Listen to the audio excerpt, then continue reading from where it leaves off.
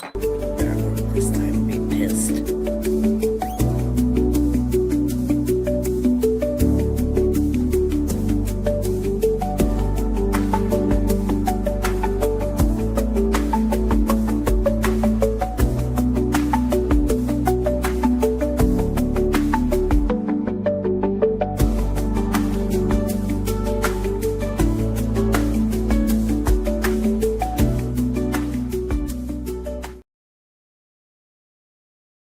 Okay. Hey, welcome. Hey, everybody. How are you doing today? I had to start my computer over so that I could do the live and have it go smooth. You know what I'm saying? But today is part 2 of exposing Amberlynn Reid to LCU so they can finally understand, coming from her mouth, just how manipulative and disgusting she truly is. That's the reason that she gets all the hate, because she's nothing like she was when she first started. When she first started, she was cute. She was like 300 and some pounds. She was trying to lose weight. She had a soft spoken voice. She was really sweet sounding. But then all of a sudden came this attitude. And I think it came when the money started rolling in from YouTube. And she's been really greedy and nasty, acting like she's better than everybody. And it's not okay. And then there's so many allegations out there for different things that she will not admit to. And it's sickening. And there's several different stories for everything. And you can tell when she's lying because she gets really animated and she tells too much information. You can always tell a liar when you let them speak. Be quiet as an interviewer and let them roll that tongue, because they'll keep going and going and going and going, and stories will change and shit like that. That's how it goes. Okay. So today, like I said, is part 2. I have some interesting videos I found on. You might think some of these are petty, but when they're all combined and everything, and you realize just how manipulative this woman is, you will realize why people despise watching her and all that. And she's gotten a lot of subscribers because of detractor channels, as you call them. When in actual reality, we react to what Amberlynn says. She says, oh, we're getting these rumors and blah, blah, blah. How are we getting rumors when it's coming straight from your fucking mouth? I know cows have memory problems, but come on.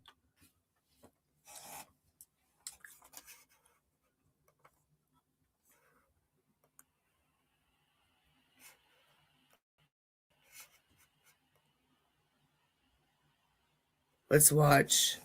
We're going to start with the Amberlynn's Biggest Lies, Part 1. Now, that's the reason we call it lies, is because Amberlynn was sitting at the table one day and she said, "You're a lie." So now we make fun of her about that. I guess. She always says words wrong. I think she does it on purpose, though, for attention.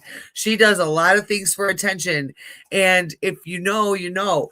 Amberlynn like when you're has had a really, really hard past. As a child, she was in foster care. She witnessed her mother beating her father, which is never okay. I do have, sympathy and empathy for that, because I went through that as a child.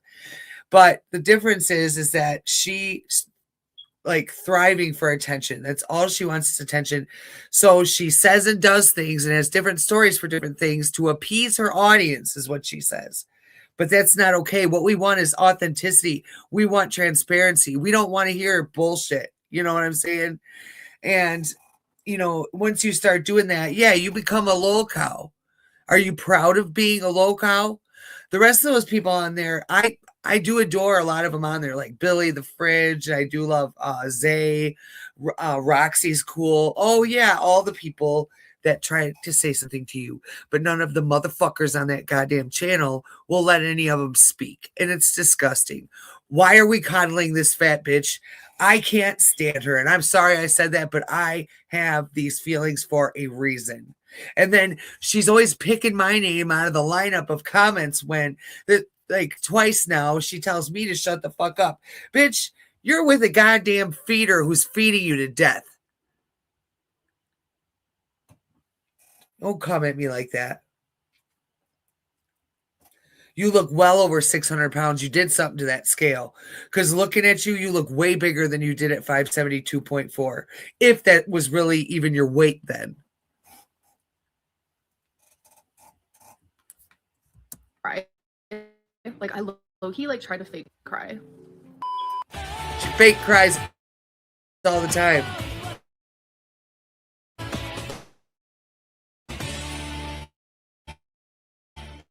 Today has been kind of a hard morning at the beginning because I noticed she'll like jump on me. She likes to jump on the couch. Hi, Lindsay. And jump onto our bed and stuff like that. And I realized she was doing those things. Okay. And what me my bed is on the floor. She would jump on that up it. That's not good. Right. It's not good at all. Like super slow. She was in so much pain that she was shaking. And what did you do? Oh my God, that Amberlynn, what did you do while your dog was suffering? You went out to eat. Isn't that nice? And then Michael B. Petty looked it up and there was a 24-hour emergency vet available to you. But you decided, no, I'm going to leave my dog in pain and I'm going to go out to eat. Real class act. poor doggy. I don't really have like any 24-hour vet places, which is kind of You lie about it. because you never know what's going to on happen top of at it. 3 a.m. I've cried too much about it, but I'm just like really worried, and I hope there's something that the vet could say to make me feel better. Like, Why do we have to make you feel better? How about Your the dog? dog? Is hurting, dog. Like, who cares about you and Right. your feelings? you guys probably are like, oh my god, we're Narcissistic ass bitch. Who instantly into herself, dude. Yeah, exactly. Like, she is a narcissist through and Exactly. through. Like, immediately after this whole entire sob story, that entire sob story was just to make you feel bad for her. That's really what Exactly. that was Yep. about. crying And no 24/7 vets in Kentucky. This is a girl who drove 3 hours at 4 a.m. to go to Cheesecake Factory there and back. Amen, Michael B. Petty. Yes, she does. So, and Dana and Destiny are still here. Hello. That's why they're not going. That's why you haven't, because Dana and Destiny are there, and that's where your attention is. Yep. I had to get. Oh, we're at Walmart, so we You're can go in to love with Walmart. Are you Destiny, really so going to fuck sit the here and dog. tell me that there is not a 24/7 vet? And I can't. Right. Oh, but we're going to go out to eat now too. Oh, okay. Let's see. Chili's. No. 24/7 vet in Somerset, Kentucky. After hours emergencies. During office hours, call the regular clinic and be prepared to dial extension number 30. After hours, the on-call emergency veterinarian can be reached. After hours emergency fees will apply if your pet must be seen. Now, let's see. We're going to put this in. Directions. Let's see where the Chili's is. The Chili's is a 6-minute drive to the hospital. Are you kidding me? Dude, I'm not going to buy this whole we're worried sick. We'll go. This bitch is fucking diabolical. And then to sit there and say, I'm not a cat, or I'm not an abuser, an animal abuser. Yes, you are. Who leaves their dog in pain like that to go out to eat? Because you were trying to get in Destiny's pants again. And then this whole Rarity story, you said on Local Buzz that you noticed the door was open. You don't know how long it was open for either, right? You know that Rarity runs outside whenever she gets a chance. But you decided, just shut the door and go to bed because you were tired. And you thought, I'll wait till Emily gets home to look for her because you are too fucking lazy to go out and look for your fucking cat. It's cold outside, bitch. So you don't know if she got out or not. You should have shut the door and then been like, oh God, I better make sure Rarity's here. Knowing that she runs outside and tries to get away from your ass. But no, you went to bed 9 hours later when Tommy came home, Emily, you guys then went to look for her and put up signs and shit like that.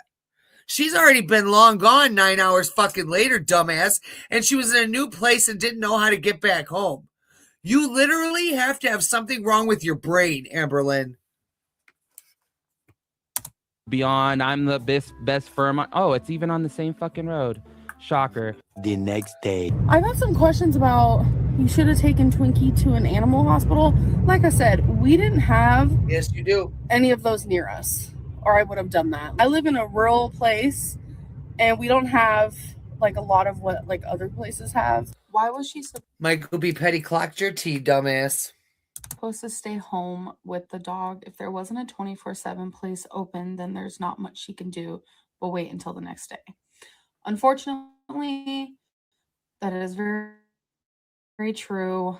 If there was somewhere open, I would have went there as soon as I noticed it was happening, because I care about Twinkie more than I care about myself.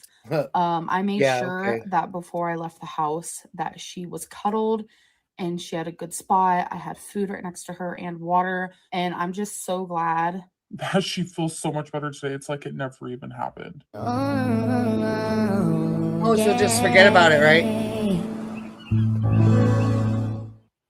Hi, my name is Amberlynn, and I wanted to start. This is her first video ever on YouTube. YouTube channel for weight loss. I see a lot of videos of other people. Hi, it's so motivating. Ramses Flores. Weight loss journey for a very, very long time now. The lowest weight I ever remember being was when I was 11 years old. I weighed 290 pounds. During this current weight loss journey, I made it to 331. That was the lowest I did, and that was about a year ago. I think making these YouTube videos, it might make me accountable. So if you want to subscribe to me, subscribe. And where's that, Amberlynn?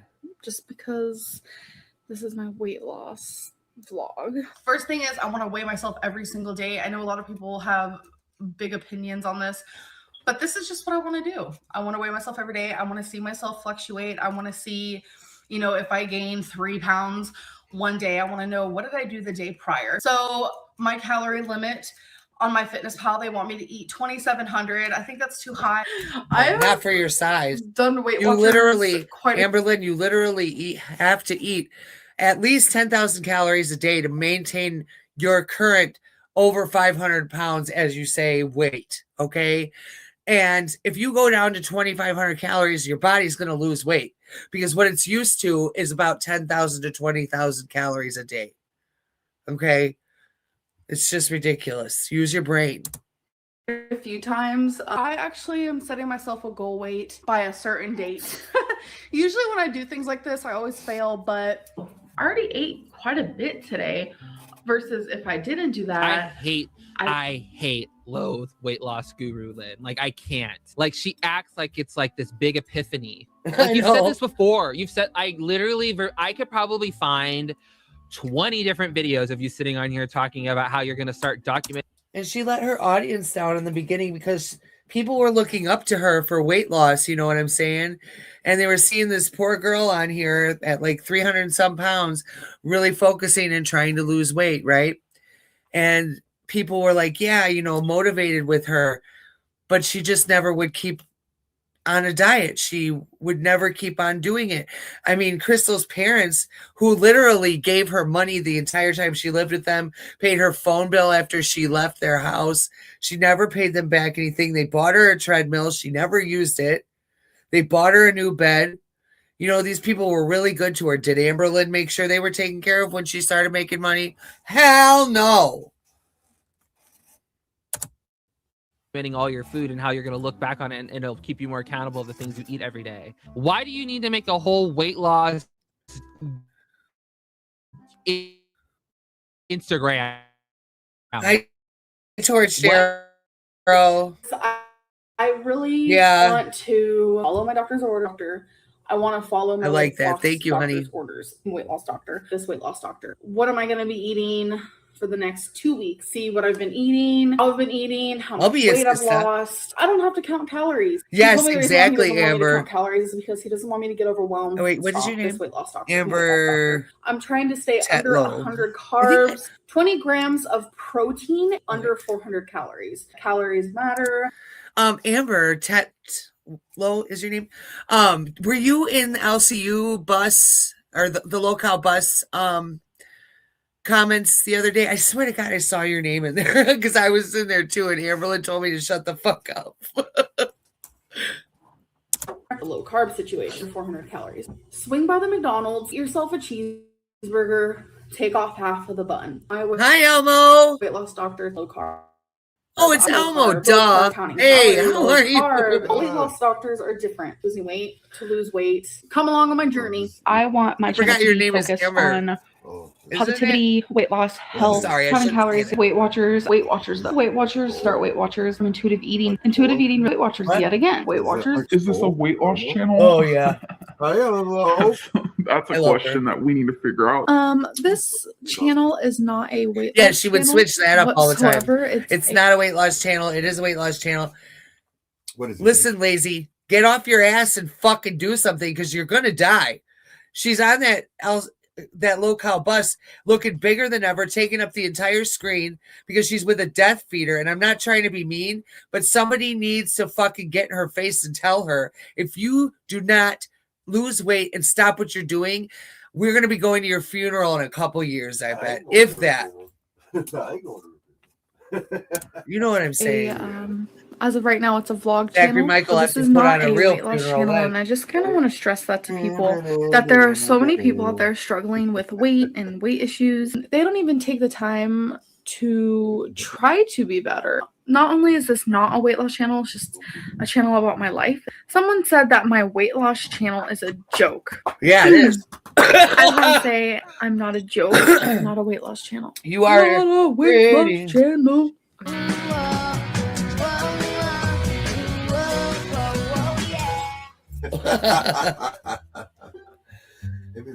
Yeah, but you eat eggs all the time. Egg eating ass bitch.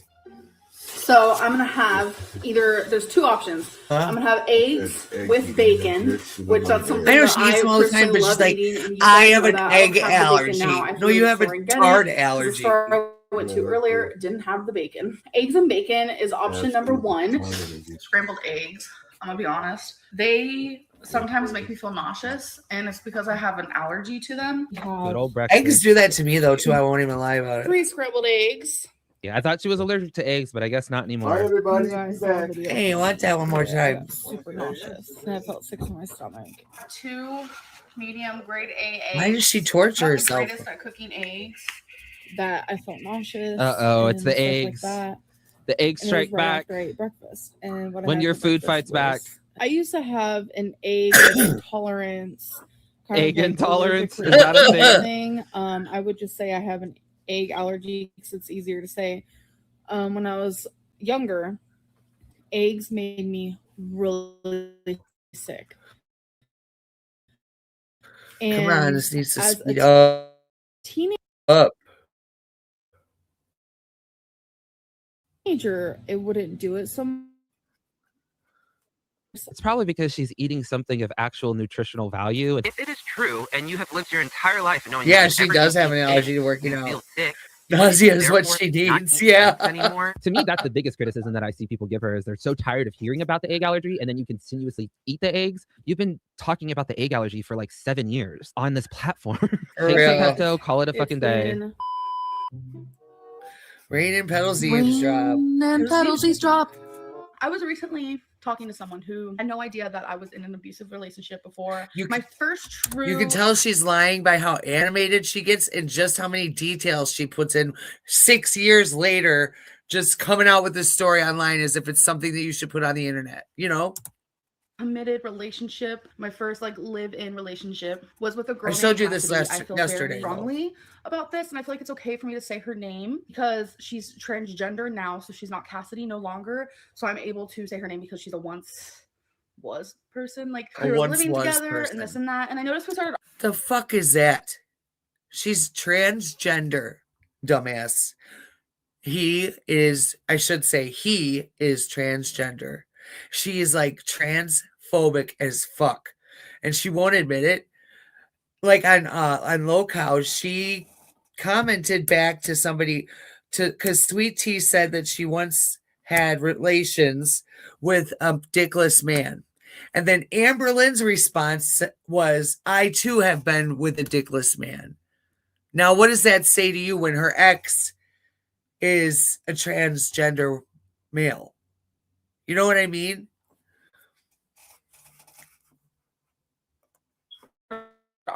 arguing a little bit more. I still remember the first time she ever got physical. Memories are kind of like, oh my God, she took me by the throat and she started yelling at me. And then, she let took go, her by the obviously. throat on the sidewalk, y'all. A little bit. In public on the sidewalk. I have never in my fucking life. Abusers do that shit usually in private. I was abused, but my husband didn't beat my ass till we were in the house. The door was shut and he didn't think anybody was around. You know what I'm saying? And that's why I decided I was going to go to school to become a police officer. I actually wanted to do probation and parole. And I was going to get my bachelor's degree, and I went through the academy and I became friends with a lot of police officers. And then I started bringing them around the house. After that, he got scared and wouldn't touch me anymore. So I kind of defaulted that on my end. I had to do something though. I was getting my ass beat every single day right in front of my kids. You know what I mean? And the cops said, we're going to end up taking your kids away if you don't put a stop to this. So I ended up leaving him, and within 30 days we had an apartment and I had a job. I went and got a car.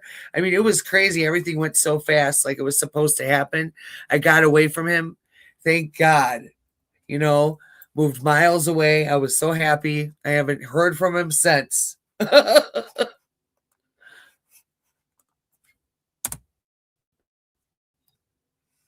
Bit after like 2 years of being together, it started to dwindle. It was definitely my fault. Okay, so Cassidy was very sexually strived. Oh my God.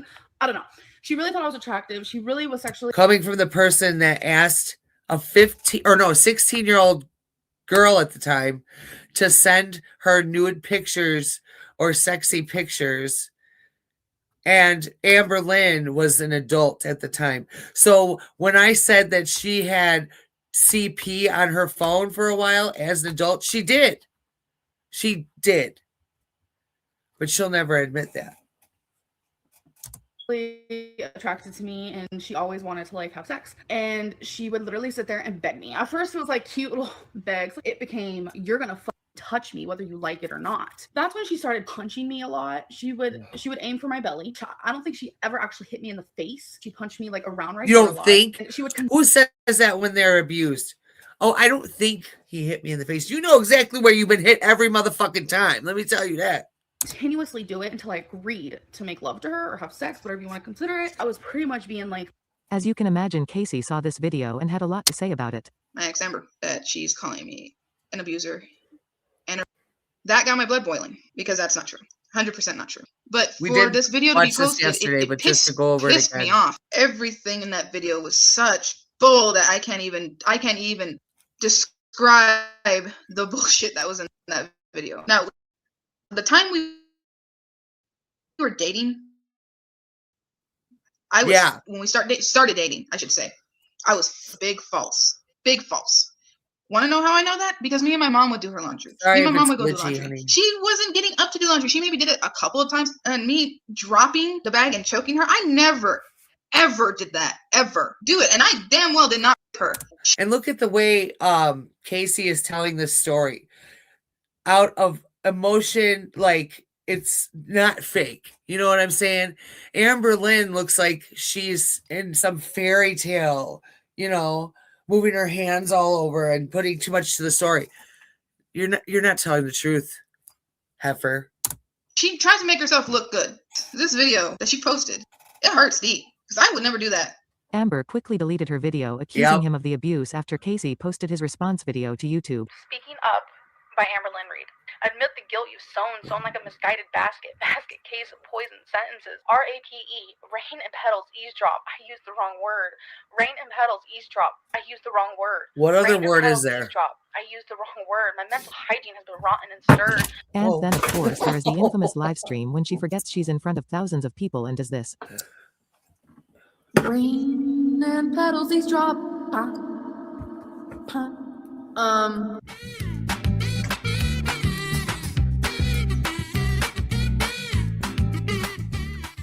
Anywhere you go, you belong. Anywhere you say, anywhere. I need people to know that, like, mental things are, it's very, like,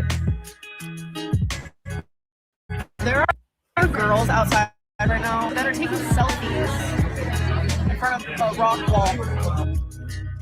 This is my life. Okay, here's part 2.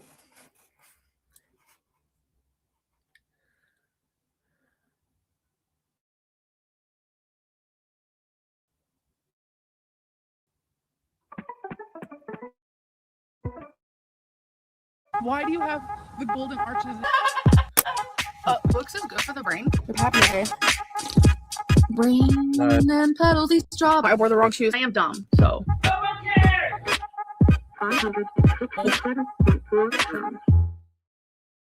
Okay, honey, I'll see you later. I love you.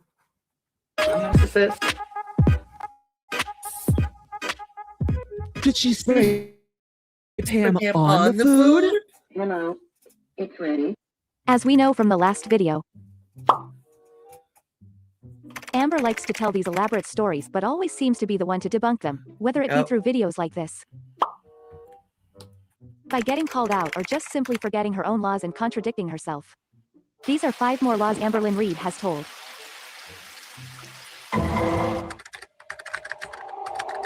Oh God, yeah.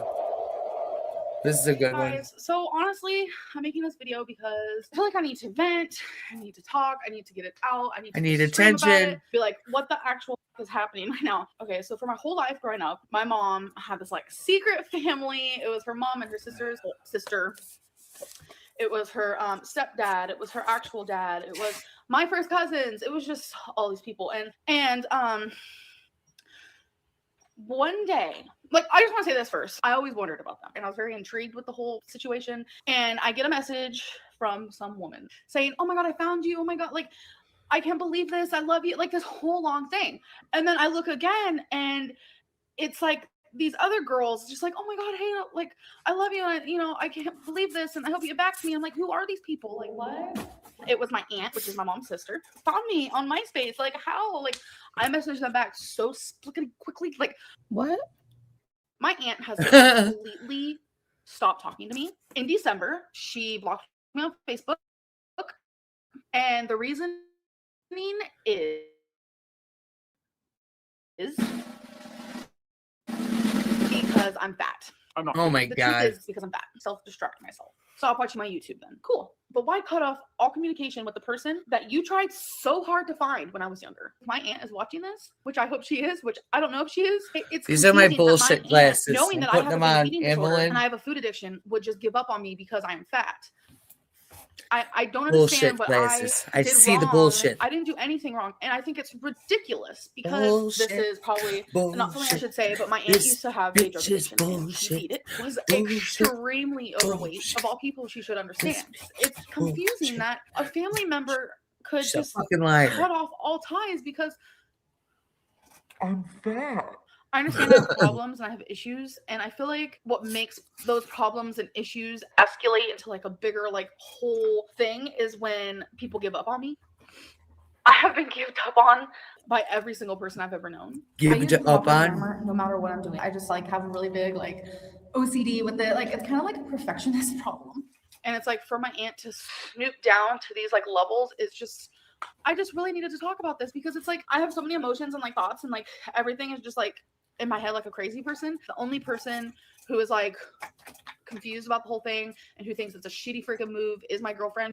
I just don't know why people give up on me. I don't know if it shows what type of person I am. Yes. Or if it shows what type of person my aunt is. I don't need a goodbye. I need a hello. Should you just leave them when they're struggling? That's like leaving someone who has cancer. Child. Anyway, so several months later. And I feel like I need to kind of admit to some things that I have lied about. I'm not a liar. I shouldn't lie. So if you guys remember my aunt situation, this was a while ago though. When I uploaded a video about how my aunt doesn't talk to me anymore because I'm fat. I ended up talking to her and my cousins regarding that video. I had no idea they were going to see it.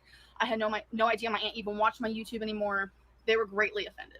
But at the time, I was vulnerable and I was upset, and I really felt like blaming my weight on everything was just Hi, like, Jackson. the easiest way to go. It's hard. Like, how are you, honey? I have a weight issue and I have, mental, and I kind of wanted to ignore all that and just be like, oh, my aunt doesn't talk to me because I'm fat.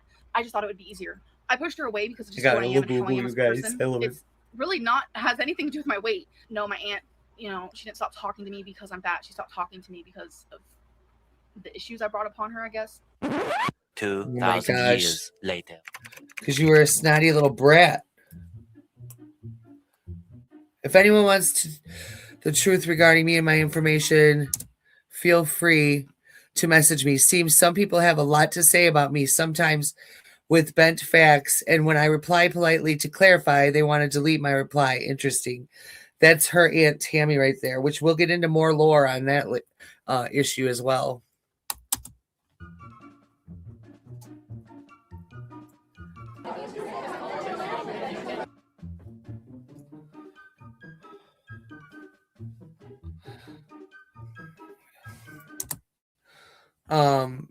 At Trillis Beautiful like this, as in how? As far as reaching out to her, no, I don't. I thought she wanted to try and repair what she damaged as recent as September of this year, but all she did was ask me to fill out a slam book of 276 questions.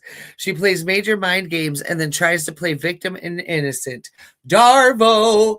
Trust me, from her grandma's spaghetti recipe allegations, there are so many lies and distorted versions of reality all within. So...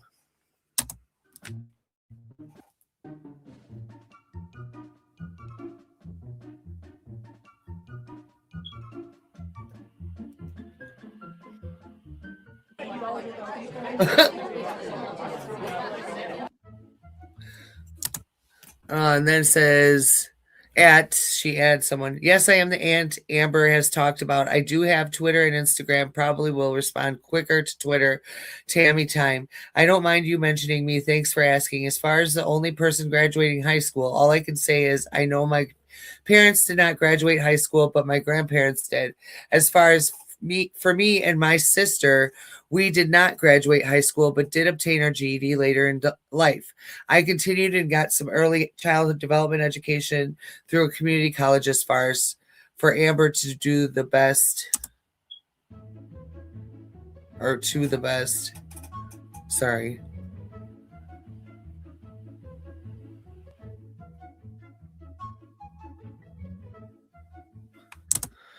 Childhood development education through a community college. As far as for Amber, to the best of my knowledge, she barely graduated high school and was going to a continuation school in order to do so. She then went on to waste thousands of dollars through that Brown University, and of course didn't finish or obtain a degree. I can't speak to much regarding her family on her father's side. If I had to bet, I'd bet very few, if any, graduated.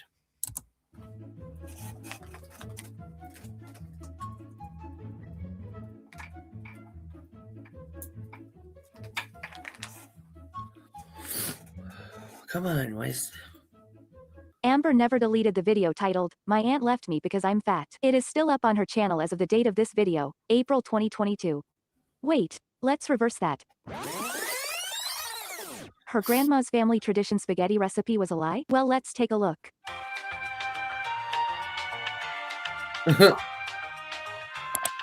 I'm making something my mother used to make for me. I wanted to kind of just make something like that for Crystal so she can experience it. It's super simple. Some plain spaghetti, scallion, a little bit of crispy bacon. This is already cooked. Thank God. A little bit of soy sauce and some egg. Ew. Crystal, try it. This is probably one of the best things you could try. I remember the first time my mom ever made it, I was just a pee-wee little squirt way down here. I was really tiny. And do you see what I every mean? time she'd ask, okay, what do you guys want for dinner? I'd always say grandma's recipe. Because that's what she calls it, because it was her grandma's recipe. It's really close to home. I do miss her a tonnage because she has her own life. She's homeless. She's going through like a lot. I always shorten my pasta. I don't like it when it's all long. It's harder to eat. Who wants to join me in the traditional spaghetti throw? That is too funny. Make sure this is done. The only thing I added to the egg whites is some pepper. I don't put any butter or oil on my pasta, so it kind of sticks. Then we got ourselves our bacon, soy sauce. Gotta be careful. Don't want to put too much. No, that would make it gross. This is my favorite part of the whole meal. And to me, this is one of my favorite meals. Here you go, Crystal. This one's yours. Did you like it, Crystal? Oh, she's said it was really good if you guys didn't hear. So since she's a picky person, I was like, oh my god, she's not gonna like my family tradition food. We know she had to eat struggle meals growing up. Same with lots of kids in the US. But why law that it was a family recipe passed down for generations? If Crystal didn't like it, I know it would have bruised her ego, so she placed the blame on her great-grandma for inventing it. But there was really no need to law about something like that.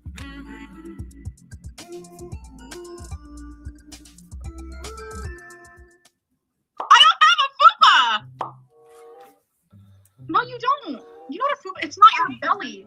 But it's not your belly. I know. But I don't have like a fat one. I don't know why. You're literally like a finger yourself. Fupa.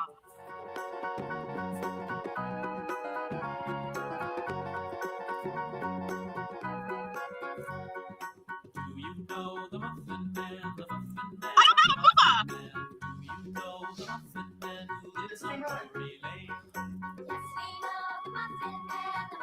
Amberlynn, you have like 10 fupas. We The have hell? our Joan Jett here. I'll wear around. Do you even know who that is? But it fits. You know? He'll keep that long. Short. Okay, well, you know, you can do over 200 perfumes. I have been ran over by a I love goose before. perfume too, so I have can't judge her on that. obsessive disorder. You're a liar. I was diagnosed with depression No, at she the age wasn't. of 9. I think I'm ugly. I shower daily. You're a liar. I've won several talent shows for choreography and dances and dancing to them. I used to dye my hair pitch black Every other 2 months. Ozzy Osbourne is in my family tree. My nationality. Oh my god. My nationality. I can't even talk. Is Portuguese. Dude, are you dumb? Pardon me? Are you dumb? Like, medically speaking, are you like? Oh my goodness. Gracie? She whines all the time. Let me set this up for you girls. Density and Amber have just met for the first time in person a few days prior. Amber has moved in with Density, and Amber's been wanting to own a cat of her own.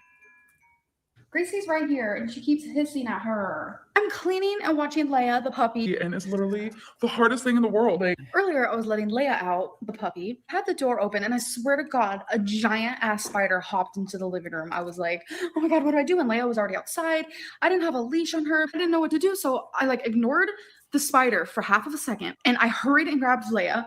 And then all of a sudden, Gracie, my cat, well, Destiny's cat, she goes booking it outside, running like a ninja. And I ran out that door like the speed of friggin' lightning. Gracie's okay. She's in the house. Our cat got out last night. Not when she got out for me, because I caught her and catched her. We're thinking she wanted to do it in her next opportunity, and she did. We're thinking our friend Jessica didn't notice, but Gracie ran away. She says, with a smile on her face. Now we're gonna try to find her. Don't be sad. We'll find her. And if we don't... Okay, Amberlynn, this is your chance to say something nice and comfort your girlfriend. Well, look it. We got our new couch. What do you think of it? I love our couch. Fred. Oh, for fuck's sake. I'm hoping she's in a good place. Because there are people out there who take cats, you find them and they'll take care of them. I'm making flyers. Gracie. How many more do you have to make? 4 more. How are you feeling right now? Sore. There's our couch, by the way. It's so cute. I'm like, Amberlynn, why are you so fucking excited when the cat ran away? That's what makes you seem suspicious. That's why people think that you helped in this situation and you let Gracie out. A lot of people think that because of your fucking smug ass attitude. You're sitting there smiling while you're telling the story of Destiny's cat running away. Our animals, when we have them, are like family. And your negligence is abuse, Amberlynn. You don't seem to fucking get it. liking it. We're putting up the first flyer for Grace and May. More bad news, everybody. We wanted to see a movie at a late time. That's why we came this late, and now nothing's open for us to have date night. Yeah, we wanted to see a scary movie late. Maybe we should just go to Walmart. Go to Walmart and do what? Make our own kind of thing. Oh my God. Instead of looking for Gracie, they're at Walmart.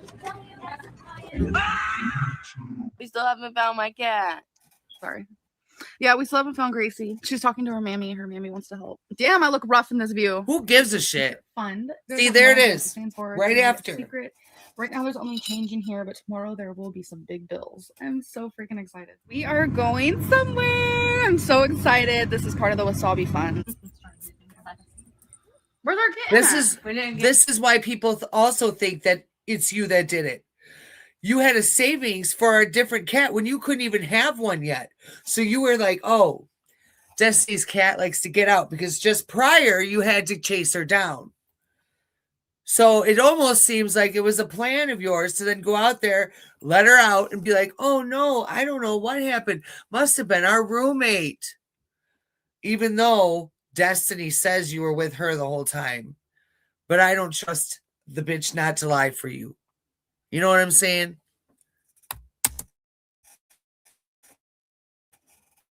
Get it. The adoption thing like takes forever, and plus we want to go to Petland tomorrow, and they have other kittens there.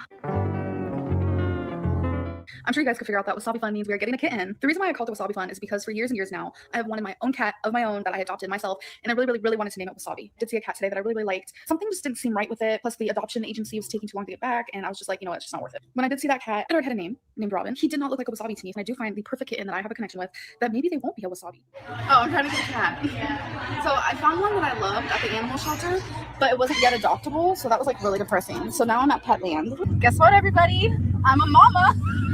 I'm so freaking happy. I have a little kitten. I am like over the moon right now. I'm just so happy. Like I don't even know. I don't even have words. Okay, everybody, I'm ready to show you my new kitten that I adopted today. This is the first time I've ever adopted anything, any type of animal by myself. We named him Chaplin. He is beyond perfect. How about he's your and Destiny's cat since Gracie ran away and you seem to not give a shit. You got the new kitten. Why, I don't know. You seem so animated and excited about it when your girlfriend's literally still mourning the loss of her cat that she loved like family. Oh, but you don't care. I forgot. It's all about Amber. Fucking bitch. And I'm super excited. Like, literally, new family member. And he's going to be a long-haired cat. I place this today because I want to get a new litter box because I don't want to use Gracie's. We miss her very much. Oh, shut up. I hope you guys like him.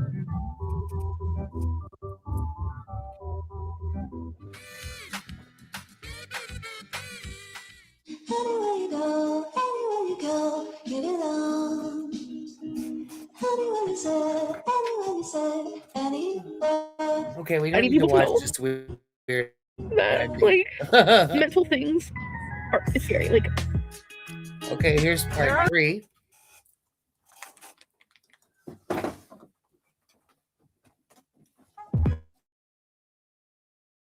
Did she spray Pam on the food? Hello, it's Reid'S. Hey girls and guys, welcome to Biggest Loss. This is part 3, so make sure to check out part 1 and 2, which I will have linked at the end of this video and in the description. Okay, now let's get started. Sorry. I didn't mean to do that. The Flamin' Hot Cheetos challenge. I love hot Cheetos. Not entirely sure how I feel about this right now, but this is a lot. I have never eaten this many hot Cheetos in one sitting. Bullshit.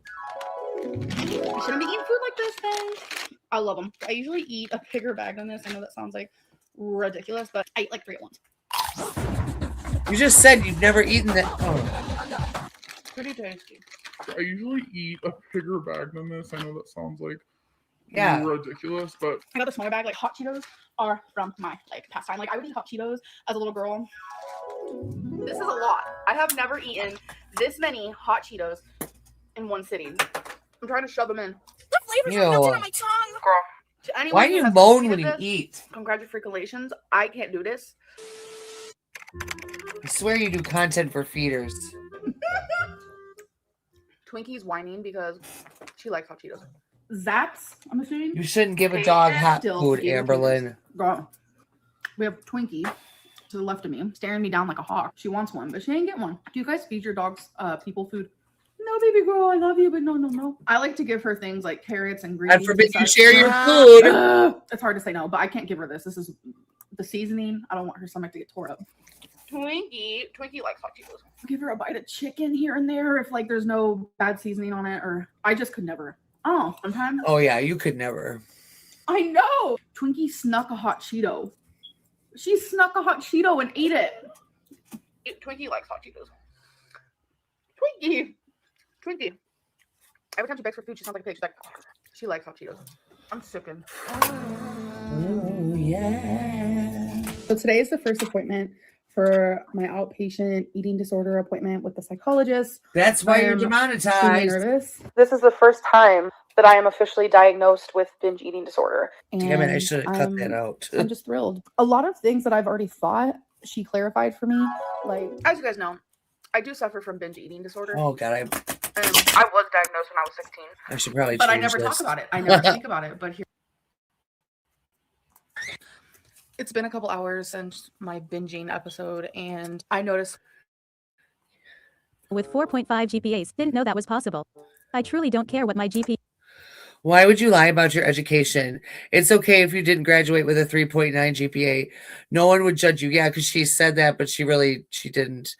No one would judge you for your education or lack thereof, or the people who would judge you aren't worth listening to. But to say that you had a 3.9 GPA while using the grammar you use.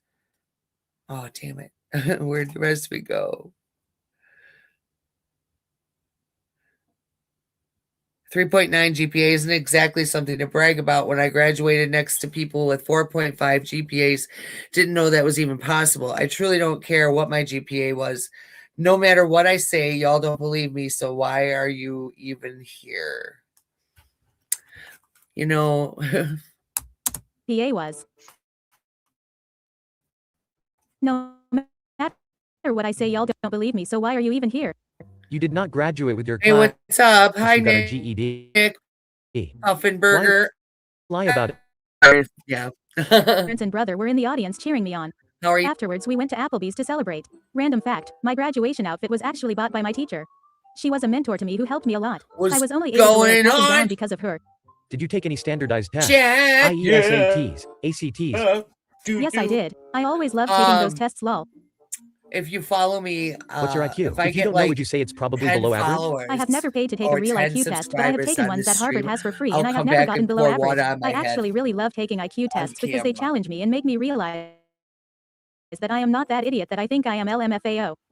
Community college, as far as for Amber, to the best of my knowledge, she barely graduated high school and was going to continuation school. Oh, yeah, we read this part already.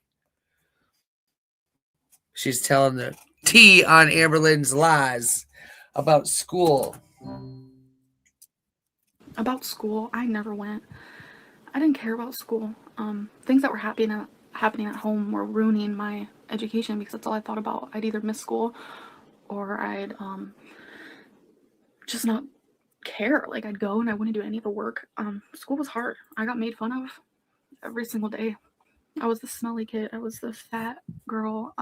That's how people knew me. I was Fat Amber. The journal is very important. Just write down everything that you eat to your best precise ability. I am finding myself weak. I'm being very weak. I don't have any lack of willpower. Especially my vlogging style lately has been very periodic. Hello? Hello?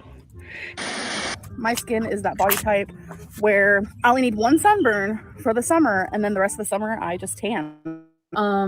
Tomorrow's my I forgot how to call it. Psychiatrist. There we go. For some reason I was gonna say psychiatrist. Okay, I don't know what Dream Matte Mouse for all your products. Wait, you have to tell me what Matte Mouse is. Moose. Oh. That's not mouse. Mouse is one S thing. I know. I know, you're dumb. We haven't ate anything. I'm honestly not in the mood to eat. I've ate like a crazy person We this haven't weekend. eaten anything. I've heard of the continent. You said it was a country. Wait, was it me who said that? Because isn't that a continent with like Asia? Oh my god. No. Africa and Asia are two. No. different Asia's continents. a continent. What a loser. Continent? Was he even a president? Oh was my Abraham God, Lincoln a dude. president? Yes. Oh, I thought he was just a whatever Oh my god. public figure. Do we just like spray this on her face? Wow, she's dumb. Spray on your arms and stuff. Put them on your hands. Wait, can you cover my eyes? I'm scared. It won't get on the forehead. Okay, do like 2 fingers. Why am I? That's why I spray it on my hands and just. Wait, is it working? What the fuck? That's Oh! Oh my god. Uh-oh. But do you know how hot 70 Celsius would be? I feel like it's super hot. It is because Wait, so it's not 70 Celsius because it's 170 Fahrenheit. Such a like blah life. Russia is. I just want to say I was never taught this, okay? So you were in school, but you weren't listening. No, this is when I was bouncing around in foster homes. Oh, wow. They didn't teach you geography. Okay, I know this is totally off topic, but I just did Amberlynn's a tarot reading for Amberlynn, and I wanted to tell you guys what it said. It's kind of interesting here. She got the strength card, and the strength card reversed. So you know how she's on there, she's already having like self-doubt, she's already like feeling weak and insecure on the channel, like she doesn't feel like the host that she thought she was going to be, you know. And then she got the Four of Swords, which is also reversed, and she's feeling kind of burnt out. She's getting exhausted. She doesn't want to do this anymore. She's thinking about quitting, all that jazz, right? So then she's also got the King of Cups upright. And, you know, I feel like if she were accountable for shit, she could be a good leader and you know, diplomatic person, balanced and all that. But the person that's a good leader is sitting next to her, and they're trying their best, like Keem and all of them, to get Amber to be accountable for things and move on and grow. But she's like really stuck. And then she's also got the 10 of Cups reversed. So she's having arguments and relationship issues with this clan of people. And also the chat, you know what I mean? She's having some disconnections, and she's really, really thinking about leaving. Like, that's not a skit part. She's really thinking about it because she didn't expect to go on there and be ridiculed for anything. She thought that everybody was going to kiss her ass, and even the chat, and she didn't have a damn thing to, you know what I mean? And hang on 1 second. Come on, bro. What happened? I don't know. I need a new ring light. You didn't go out. Come on, it won't go on. Hang on, guys. Let me put this on. I missed a lot of school being in foster care. That's Canada. Y'all, I'm learning. I was never taught this stuff. I was in a lot of foster homes. I had to change several schools. Several times. I was never that great in school until I decided to go to college for criminal justice. And I fought so hard for straight A's, and I actually got them. I was drinking and smoking all the time. My last year of high school, I finally got persuaded into doing better and really focusing on what mattered the most. See, when I went to college, though, and they asked if I had a diploma, I was oh no, it's broken. Oh, there it is. Show it to the physical, but I think it's like online somewhere where they can figure it out. Weird. Well, I mean, they can look at Yeah. I used to drink a lot of alcohol when I was in high school. What? My Ouija board? College. I was going for my associates in criminal justice, and I am over $19,000 in debt, and it's hard. And why is that, Amberlynn? Because you didn't finish school. You need to call them, and you need to get it deferred or something like that, or at least start paying on it, because they'll come for you, girl. Pay 2 payments each month. One is a lot, and one is just like kind of little. But I do pay 2 payments a month. I'm trying my hardest to pay off that. It's just ridiculous. You guys can call me stupid. You don't know things that you've never been told, so it's like. You don't know what? It doesn't make any sense. But I used to be in like a dance group. I do talent shows. I choreograph them, and now I can't. Oh, that's a big lie. Dance. Then when I gained all this weight, like impossible. I can still like move my butt good. For the love of God! Your butt looks like a shelf, Amberlynn. I was in love with dancing. I honestly thought I was going to make a career of it. I choreographed. Roast you on live right now. I don't even know you. Dances for myself. Choreographed Pete, from second big bases feet, and stuff like that. Oh my God. Dance was my passion. It can't be now because I literally can't dance. how bad I did. I used to be in dance groups. I would choreograph dances to do a talent show. Oh, sorry. Who am I? I can say choreograph. I would make up dances. Exhilarating. You are such a feelings liar, I've Amberlynn. ever Your big back could not get up and dance nowhere. Big back, big back. Oh, look at her go. I guess she can. Wow.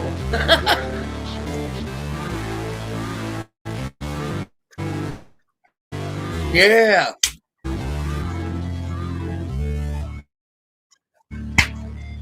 Woo! Never break, never quit, do it right, play the game, hey, I'm ashamed, there's no time, pain, with the grind, I could change, in my mind, pick a lane, commit and climb, the only way to win in life, I never miss that fact, taking big swings, put your hand to the bat, put me in the ring, or go out in effect, cause I sing what I mean, and I bring it to the mad light,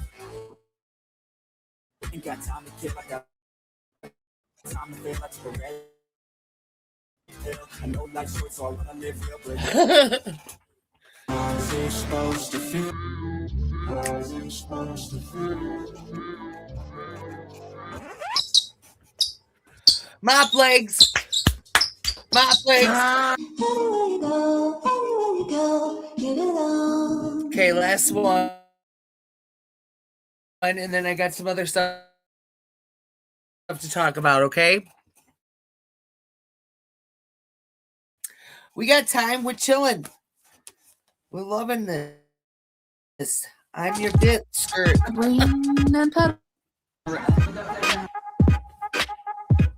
not a narcissist. Yes, you are. Did she spray Pam On the food? Hello, it's ready. You guys, oh my god, I gotta go pee. Always order pizza. I don't even like pizza. I honestly do not care for pizza. You can ask anybody in my life. So this is our ending results. I'll be right back. Processed food. The pizza is for tomorrow.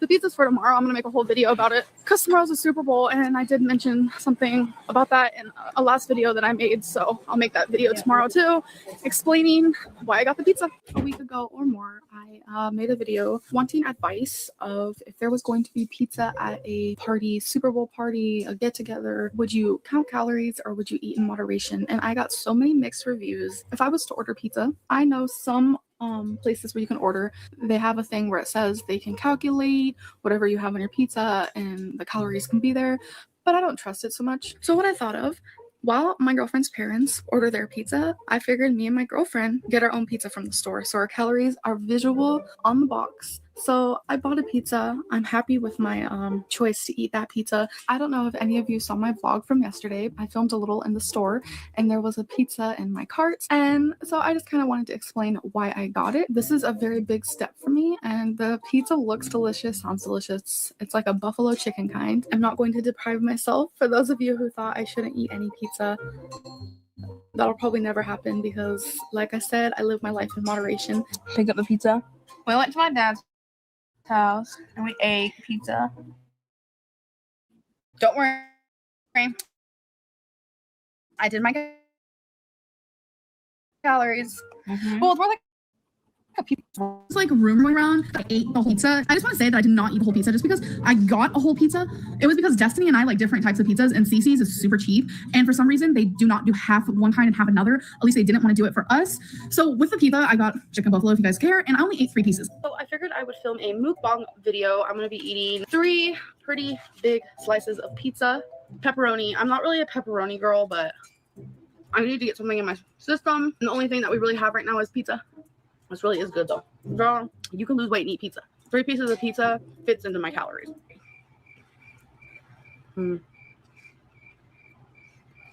I love the crust on pizza. Oh my god. And I filmed a mukbang that day and I actually had pizza and I just didn't want it. Like I felt, I don't want it. Like it was really weird. Pizza's pretty big, especially when it's cold and it was cold. But I had to force myself to eat. You cannot starve yourself. My whole thing is what I choose to put in my body is my choice.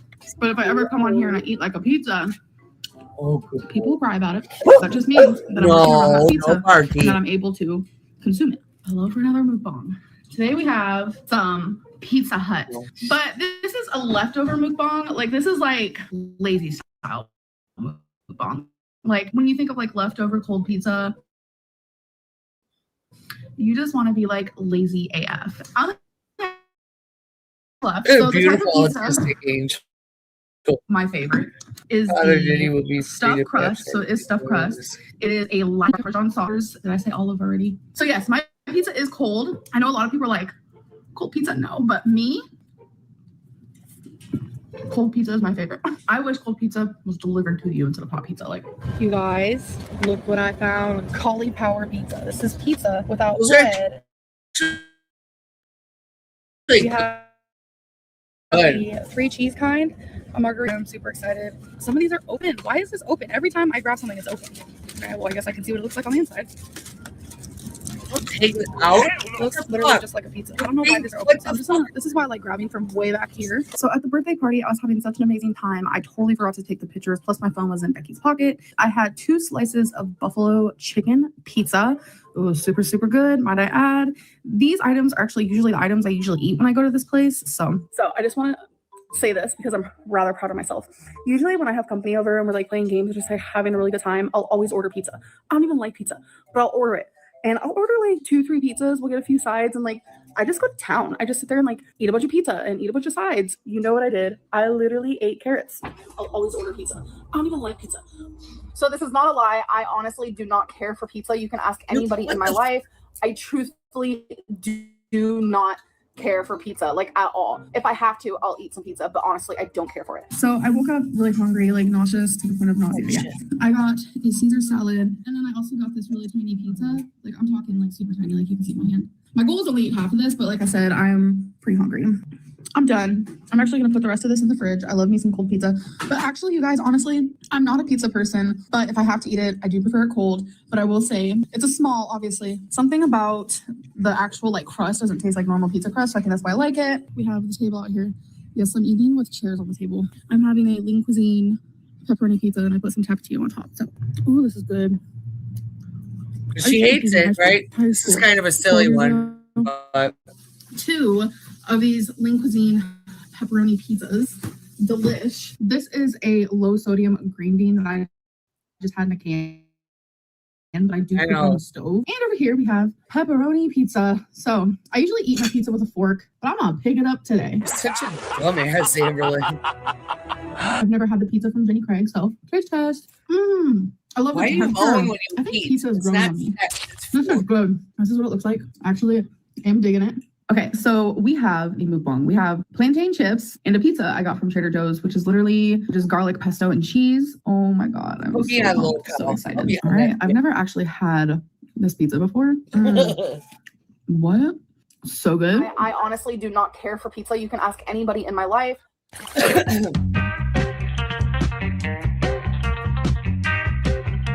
Out of breath, sweaty. Well, I don't really sweat. A lot of people are like, Amberlynn, you sweat. Oh shit, No, you sweat. It's more like a damp, glistening thing. Like I never like drip sweat. It's very rare. The treadmill is amazing. I noticed that for me when I walk on a treadmill, I feel like I burn more calories. I get more like sweaty and like out of breath compared to just like walking on the street or something. I enjoyed it. Becky enjoyed it. She worked herself up into a sweat, so that's good. Damn, I'm sweating literally. And I don't sweat. Like, it was really hot out. I'm freaking sweating bullets right now. Oh, I rode on Nora good. Today was slow and steady at first, but I still did it, and I am proud. I have a little bit of sweat going on, but not much because it is cold out here. Woo. I don't know if you guys can tell. I'm glistening a bit. My hair's a little glistening and wetty looking. I just danced. I'm sweating. I need to turn this fan on. Oh, the fan, yes. The fan. I really enjoy being in the sun. And you know what's really weird? I don't really sweat. I end up sweating a bit towards the end there. But what's really weird is I get these like sweat blisters. It's like these little like tiny, I'm talking tiny little like water pockets because like my body won't sweat, which is actually really bad. Whew. So freaking hot. Sweating off some pounds, I'd like to hope. Then I'm packing it on too. I have this little fan because I was sweating really bad. Like I was so hot and just sweating like crazy. As you guys know, I don't really sweat, so it was very odd. I'm gonna be doing 10 minutes on the elliptical 7 days a row, and I'm not gonna be pushing myself. I'm just gonna, casually go. I did it today, and with my casually going, I still sweated. So that is what matters. My heart was beating. I was beating faster. I was breathing harder and stuff like that. So that's what matters. We do not have sheets on the bed because we live in Florida and it's freaking hot as hell. And our AC literally sucks in our room. It is so hot in here. Obviously, we had sheets when we first moved in. We had the whole bed made. The sheets made it so much hotter. And I was like sweating and I couldn't sleep. And it was just really uncomfortable. We're supposed to be buying this really expensive fan here in a couple weeks. So I think once that happens, we're going to see if it really helps cooling down the room. And then we'll put sheets on the bed. So don't worry. I literally am sweating and I like never sweat. TMI now. Shut up, I feel like talking is making me sweat more. I'm not really sweating. I don't sweat. A lot of people, I mean, I've sweat in the You're past. fat Like, you as guys have hell, seen it in Amberlynn. videos. Yes, I've you just listened a sweat. little bit. But a lot of people, why does she lie about the dumbest shit, dude? This is what pisses us off. Yeah, it's petty bullshit, but it's constantly. She's not ever transparent or herself, or we just have to watch this literal fucking show of her lying because she doesn't want her audience to know she's not dainty and she sweats like a pig. And Amberlynn, we have eyeballs that look at you. We know you sweat. Stop it right now. And I'm mean as hell about it because I used to be that high. I was like 400 pounds. I used to be like that. And it took a lot for me to lose a lot of weight. And Amberlynn is never waking up and she's going to die very soon if she doesn't wake up and stop eating. It's getting to be, she's older. She's like 35 years old. She doesn't have very, very much longer. I would say maybe 7 years at tops, maybe. But, not that I wish that upon her. I don't. It's honestly concerning. And then she lies about everything. And she's leaving a legacy of just plain old deceit, just like fucking Gypsy Rose. You know what I mean? Anyways, continue.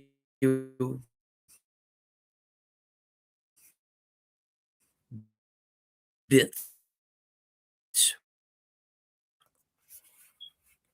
I've actually seen talking after your workouts, you're not sweating. I really this like false assumptions that people make about bigger people. I smell great. I get complimented on it. Am I always smelling great? Probably not. People get a little sweaty here and there. It is what it is. Several of your exes, oh my God, that's a terrible pause screen. But several of your exes, Amberlynn, have come out and said that you stink. And it's hard not to at your size. We get it. I have compassion for it. It's probably hard as hell to take a shower for you, especially by yourself. I get it. You know what I'm saying? Like, I think that's why she didn't want to go on 600-pound life and have the surgery, because she would have to do that shower scene in the beginning, which, by the way, I said it yesterday. I don't like having to watch obese porn when I want to just know about them losing weight. That's a little bit why. I don't understand. Anyway, Amberlynn, it's okay. It's okay to ask for help. It's okay to look vulnerable. It's okay that you can't do that right now. But when you lose the weight, you'll be able to, and it'll get easier and easier. One of the things that I see about people saying I smell like tuna cottage cheese, like what the heck is that? I smell good. I do. You can believe what you want. Not all fat people are the same. So how's the weather where you guys live? Like, honestly, it is so hot here. I'm like sweating just standing outside. Like, it is so gross. Number 5, what is a fat thing that you do and think is funny? Like breathe heavy, sweat profusely. This one is funny. I actually rarely sweat. It's actually very strange. I do not sweat profusely at all, but I can tell you my dad does. It's kind of funny now that I think of it. My dad does. I don't sweat like that. Like, I sweat like a normal person. Like, if I'm outside in like 112-degree weather and I'm like walking, sitting in a car that doesn't have air conditioning, I'm gonna sweat a little bit, but I don't sit here and just sweat. Like, look at me, I'm in a freaking scarf. Like, label on obese people plus sweating profusely. No, that's I'm just trying label. That's to just prove her lies so that else an you assumption can people see make. it. How are you Because handling she the is Florida weather? not I don't know being how I'm handling it. watched. Just went to the bathroom real quick. Like, literally, I sweat like a maniac today. But literally, I was sweating like a maniac at one point. That was so embarrassing. Amber, can you walk to the tree again? It's actually getting really cold outside, so maybe I won't sweat as much. I don't sweat anyways as much anyhow, but maybe I won't get as hot. Exhausted. I don't know if you see the sweat. Like, who even sweats anymore? It's so gross. That is just so disgusting. Totally kidding. Sweat is my fat crying. You know what I'm saying? I regret not having leftovers. I only had one plate, and it was a piled on plate. It was super good. But yeah, oh God, I was sweating while doing the dishes. After I wear flats and I take them off, the bottom of my feet are like baby butt soft. I don't know what it is. They're not sweaty or anything like that. Like, that's weird. But they're like soft, kind of like the softness of a really soft pair of socks or something.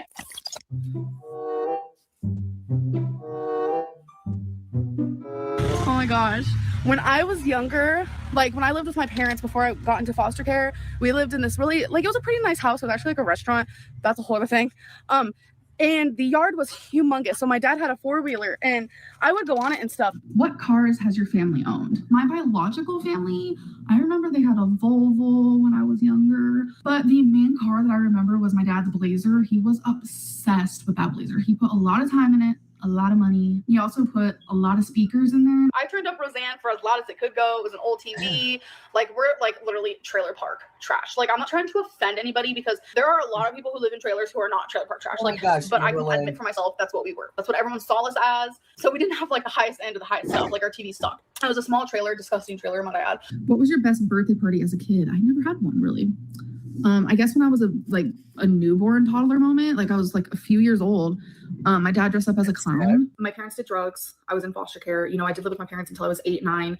But while living with my parents, we would go camping, and we would go every summer for my brother's birthday. My dad, he would go fishing. The place we'd go camping had a little like beach moment, so we'd like swim in the water. You know, me and my brother would bring bikes, and we would ride our bikes around. It was a big, popular camp place, so it was a lot of fun. As a child, I was on a soccer team. I was on a softball team. I was in a dance group. I did a lot of stuff like that. I would rollerblade, roller skate, swim, ride my bike. I was very, I don't want to say athletic, but I kind of was. Soccer and softball was fun. If I had to choose between the two, I think definitely soccer. I preferred playing soccer. My parents were drug addicts. They neglected me. I lived in a trailer that was falling apart with mold and holes. I used to steal when I was younger. I didn't have anything, so I started stealing. I was drinking and smoking all the time. First thing is I have really bad memory loss from traumatic events that happened in my childhood. I don't remember a lot of things that happened in my childhood or even in my teenagehood. I just don't remember a lot. She said it's memory loss due to traumatic events. Sports aren't entertaining to me. I used to play soccer and softball when I was a little girl. My brother played baseball. He was the pitcher. He was in love with it. Sports are kind of like in the family per se. I know my family enjoys football and baseball, and I used to go to like famous baseball games, famous football games, and stuff like that with my dad and my brother. Growing up, I only had one pair of pants that I wore constantly. I had a Jimi Hendrix sweatshirt I wore every single day, and that's the only clothing items I really had. I might have had a few other shirts here and there. I think I had one black shirt that said Giants on it. Those were really the only two things that I would wear all the time because I didn't have anything. But I thought in high school, Fiji was the only water I would drink. I wouldn't drink any other water. No tap water, no water from restaurants, no other bottled water, only Fiji. It was so weird. When did you get your nose piercing? What made you get it? I love it. Thank you. I actually got it when I was 12. I was probably 11, and I thought, I want a nose ring. I want it so bad. It was like a thought that just came into my head, and I literally couldn't stop thinking it, couldn't stop speaking on it. And during the time I was living with my parents, because I was in foster care, I was living with them for like a trial to see if they were fit parents. And my dad surprised me, and he took me and he was like, shh, don't tell your mom. And I went and got my nose pierced. I was getting it pierced. He literally squeezed my hand harder than I squeezed his, but it was so fun. It was just like one drop of blood. And a few of my guy friends actually came with us, and it was a fun time. I didn't have money growing up at all. I lived with my parents, poor. And when we did have money, they spent it on drugs. And I never had anything. You know, I had one pair of pants. I had a sweater I wore every day.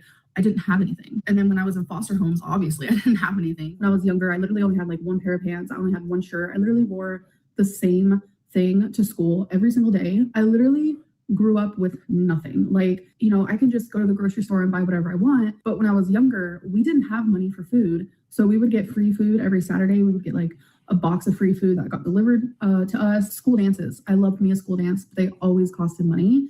My parents didn't have that money. I love car racing. I used to go when I was younger with my dad. I kind of grew up with it when I was living with my parents. I have been to NASCAR. I don't know. It's a video, so that means I want to talk about something. On January 16th, 2014, Amber told us a story about a note she had written to her friend confessing that she was bisexual. The notes, I guess I never ended up giving it to my friend, and I left it in my pants pocket, and my mom did my laundry. But I did not find out till months later that my mom read that note, because during one argument, I was telling her, I was actually in tears, telling her I think that she's she doesn't know bisexual everything too. about me. But So my I was mom trying to looked hit at me on and said, men. I know you like women, and that is exactly what she said. She says, I know you like women, and I was like, whoa. What makes you It keeps glitching. Remember, I think it kind of just I think he kind of just knew. I think my mom told him, to be honest. Years went on, and I was 17, 18, and I had a more serious relationship with a girl I told my dad about. It was another online relationship. Seems like the online ones are more serious with me. And I told him that I was going to meet her in person. He really didn't think anything bad of it. But every time I talk to him now, he always calls my girlfriend a friend, and then he laughs. It's his way of joking, but it's his way of showing me that he accepts me. After some time went on, was debating whether or not if I should just come out as a lesbian, because everyone knew me as bisexual. My mom pretty much already knew, and she accepted it, and so now everybody knows, and I am a lesbian, and that's just how it goes.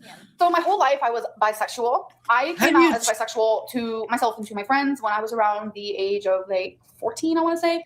I hid it from my parents for a very long time until my mom found a note in my jean pocket. That was when I was about 16, 17. My dad still didn't know. And then I turned 18 and I was in a, really committed relationship with this girl. I actually started living with her, and it was like this whole thing. So I was 18 years old, and that's when I came out a lesbian. I told my mom, I told my dad, I told everybody, and I was very proud of who I was, because it took me a long time to find that strength to like kind of accept myself for who I was.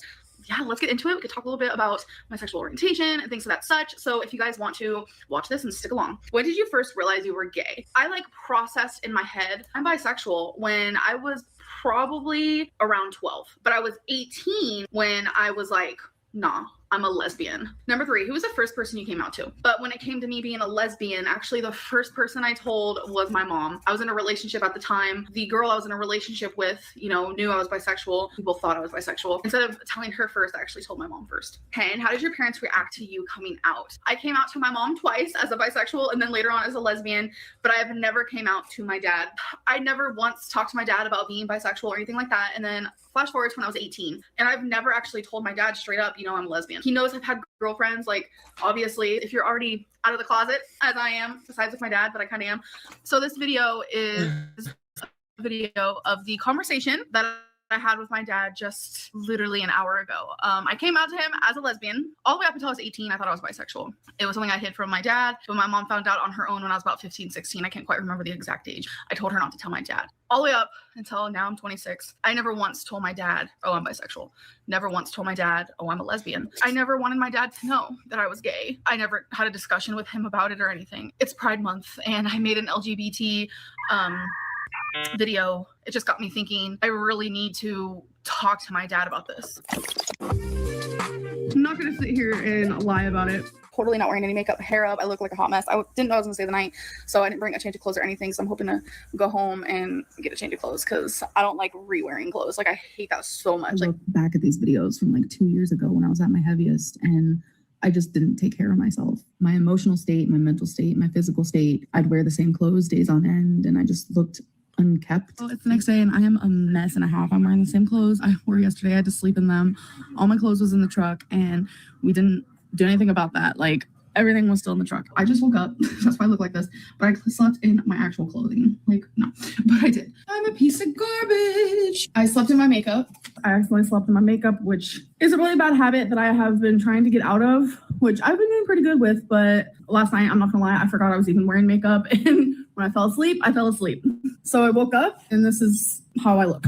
I totally forgot to end my vlog last night. So I just woke up. I'm just gonna be getting ready for work. Yes, I slept in the shirt that I wore to work. It's called coming home and being extremely lazy. Last night I did not feel good, as you guys saw in my video. I literally was too sick and tired and exhausted to even go up the stairs to get myself some pajamas. I literally slept in this shirt. I showered, put this back on, went to bed, and I was done. I literally slept in what I wore yesterday. This is literally what I wore last night. Oh my God. I woke up in it. It's not cute. Hey guys, so I literally slept in what I wore yesterday. That is a true fact. I'm not gonna sit here and lie about it, but it did happen, and I'm still currently wearing it. So this is where I've been starting my vlogs at, just sitting on the bed, wearing my attire that I slept in, because that's just, how I roll, I guess. Ding! Yes, I'm wearing the same shirt as yesterday. I slept in it. Don't hate. So we stayed the night at a friend's house. I got makeup in my eye yesterday, so it's double whammy. So I love that for me. I did sleep with my makeup on. I know a lot of you hate that about me. Showering with makeup on is the worst in the world. I just didn't feel like taking off my eyelashes, so they're kind of messed up right now. But thankfully, I'm going back to my friend's house before we actually go out and do things. Right now, we're just picking up something to eat, and I'm just not vibing. As Tammy Slayton said in her show, I'm vibing. I'm vibing. I'm vibing.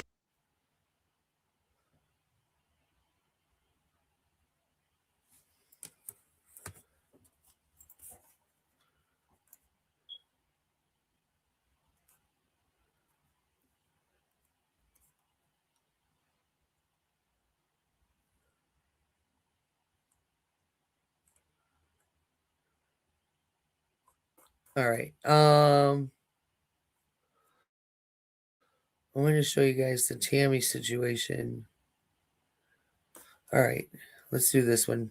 Now, her Aunt Tammy and her were arguing because Amberlynn was only ever contacting her Aunt Tammy when she wanted something, and Aunt Tammy was fed up. And I only ever come out as a bitch or come out angry as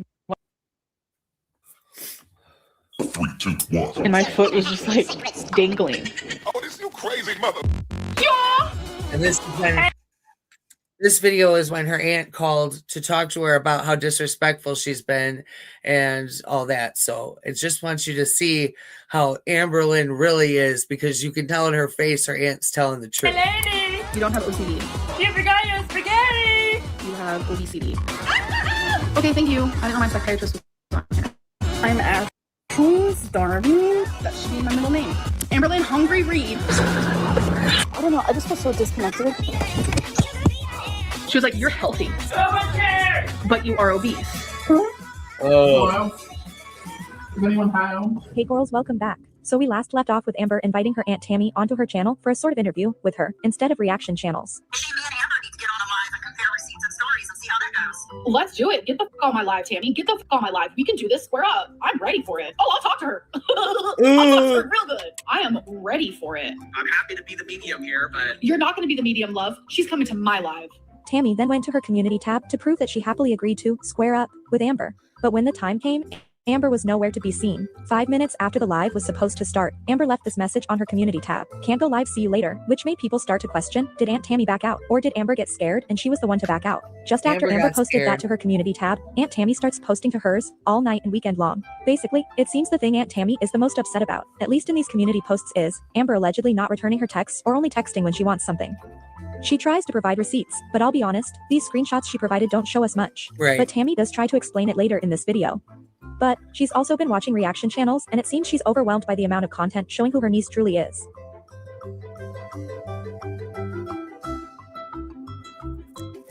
In the meantime, Amber's back on TikTok, Thor's trapping it up for either a new wiper or for Emily.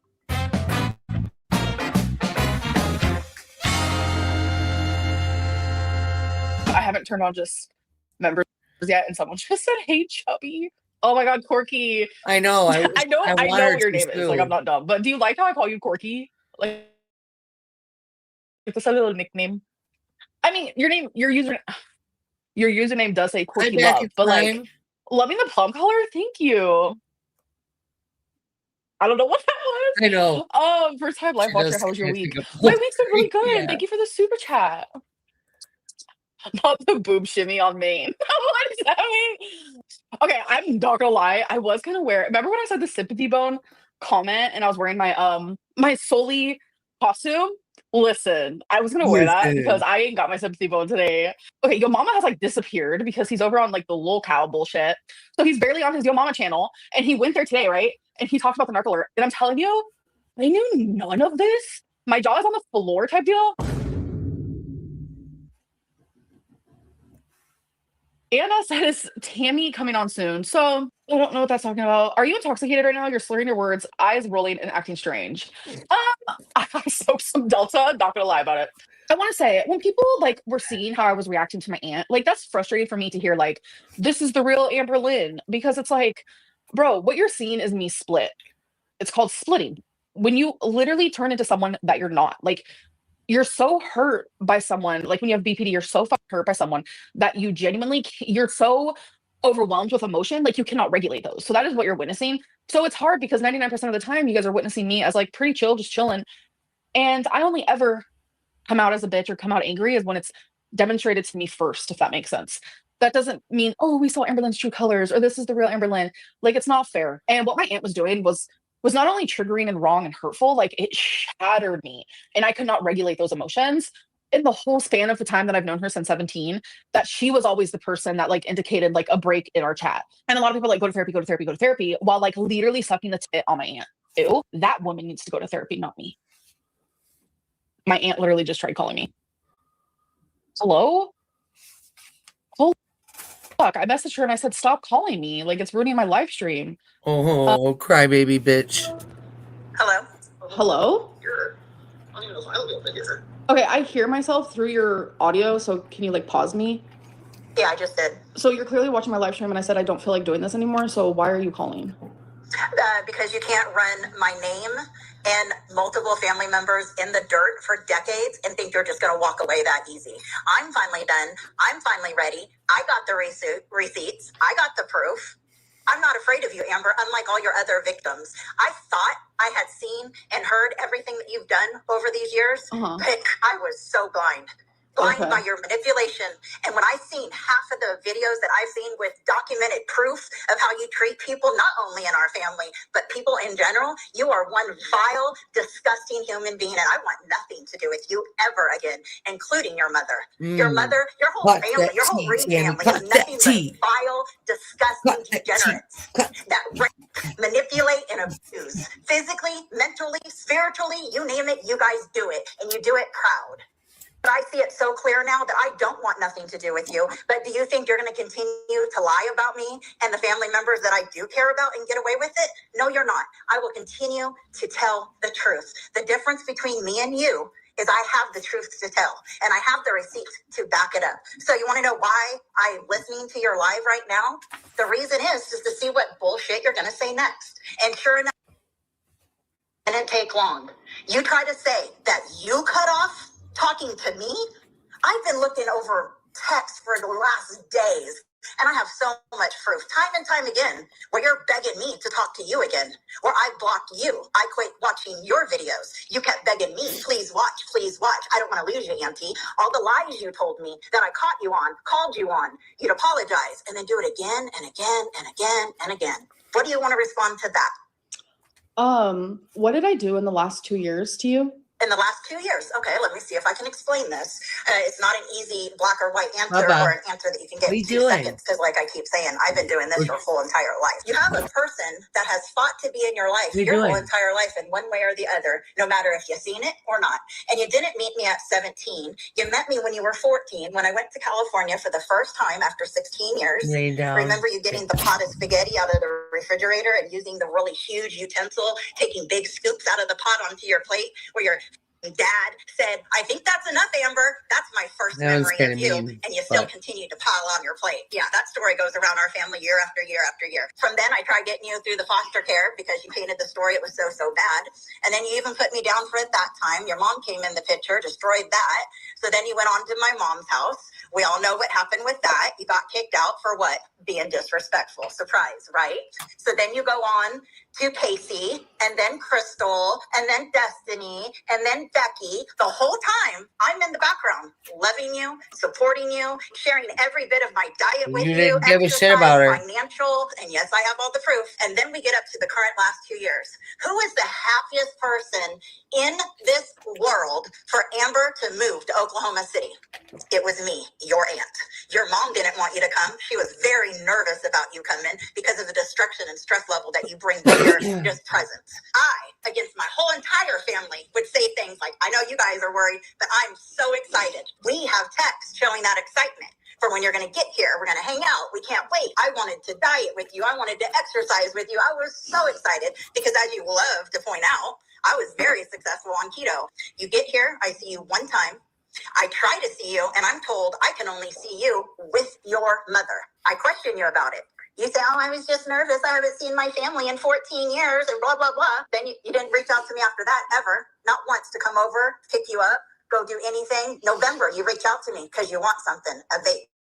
December, you reach out to me. You want something, a vape. You checked in when I had COVID. You said Merry Christmas. I had COVID. I answered you the very next day. Then nothing in January. And then you send me a picture in February. So you want to know why I'm mad? Because I fought for you for freaking years. And then when you finally get here, I'm left. You and sister are going to museums and here and there, and I'm told I can't see you without my sister. You're here now, and you still have nothing to do with me. So you want to bring up me and your mom's fight, right, as the reason? No. Yeah, because her and her mom were fighting over something with the house and being inherited from their mom and Amberlynn's grandma. You are the reason we don't talk. You are in your 30s. You can use a phone. You can make arrangements to spend time with your aunt, and you chose not to because me and your mom were in a disagreement. Any other questions?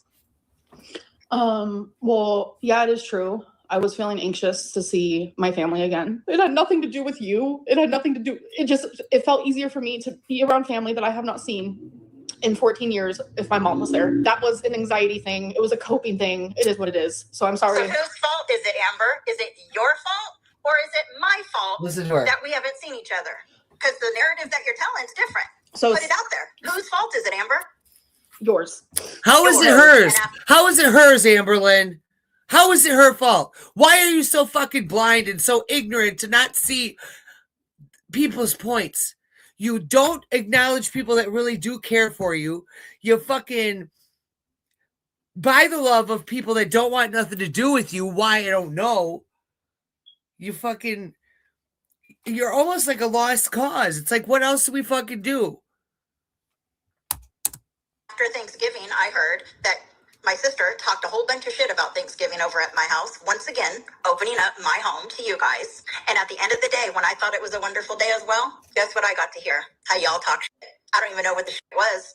It was supposed to be so vile that it couldn't even be repeated. I didn't say anything bad about the time at your home. And then like I wasn't invited to anything Christmas related, which honestly hurt a lot. I literally bawled my eyes out. Okay, again, I don't want to interrupt you, but when there's Amberlynn seems to think that if she tells you that she's crying or if she starts crying, because she can fake cry.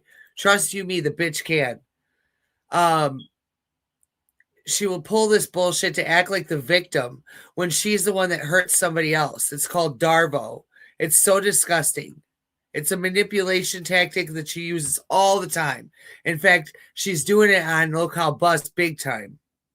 no contact from October, November, into December, with the exception of wanting a vape, why would I invite you and my sister to Christmas? In December, I talked to you 3 times. One of them, 3 times, Amber? One of them did involve a vape. The other 2 times was to check in on you regarding your health. And every time we did communicate was because of me. It's absolutely not. And I have the receipts to prove that. Unless you're talking about only between October and February. That is when correct. When you got here and I see the true colors, that I was never going to be your person in any way, shape, or form. I heard through my mom how you cry and boo-hoo and you at her house going, well, I don't understand why I can't talk to my aunt. That is correct. And what were you told? Were you told you couldn't talk to me? I would cry because Were you told you couldn't talk to me? Did anyone say, Amber, don't talk to your aunt, don't call her, don't text her? So, sorry, I was reading the chat. Yes or no, Amberlynn? Yes or no? I read between the lines. Did anyone tell you at that point when you were boo-hooing several times about not talking to me? Did my mom or my sister tell you you can't talk to me? So I wasn't boo-hooing. I was answer the question, bitch. Please. I was hurt by the situation because I was slowly reading between the lines. You would never text me first. I mean, that's how I'm feeling because you truly are a piece of work. I tell you what, your manipulation is just like it used to work. It used to work. It used to catch me. It used to slow me down and give you the benefit of the doubt. But I just see. She's so gross, dude. I can't. She pisses me off. Now, I want to go over the Emily story.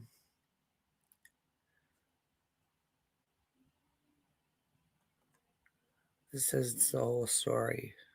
I don't know. Oh, yeah. Oh, come on. It's a good one.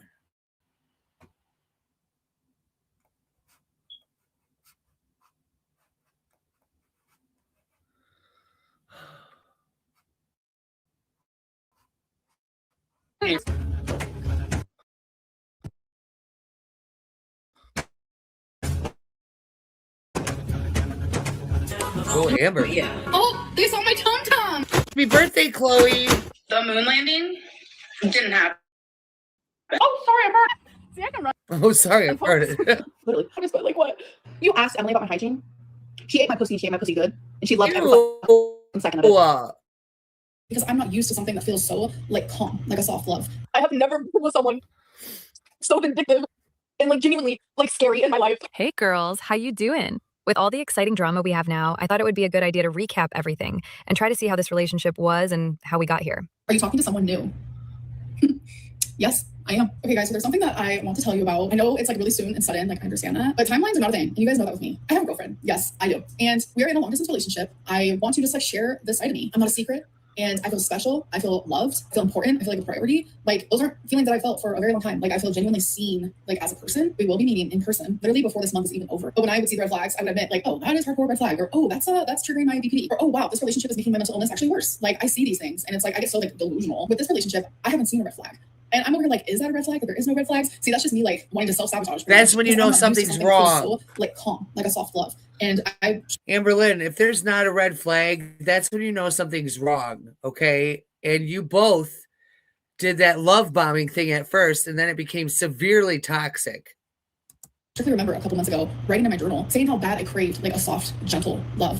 At this point, she hasn't even met Tommy and the girl's a death feeder. She's going to feed you till you die like she did her ex. Her ex got to be 1,000 pounds.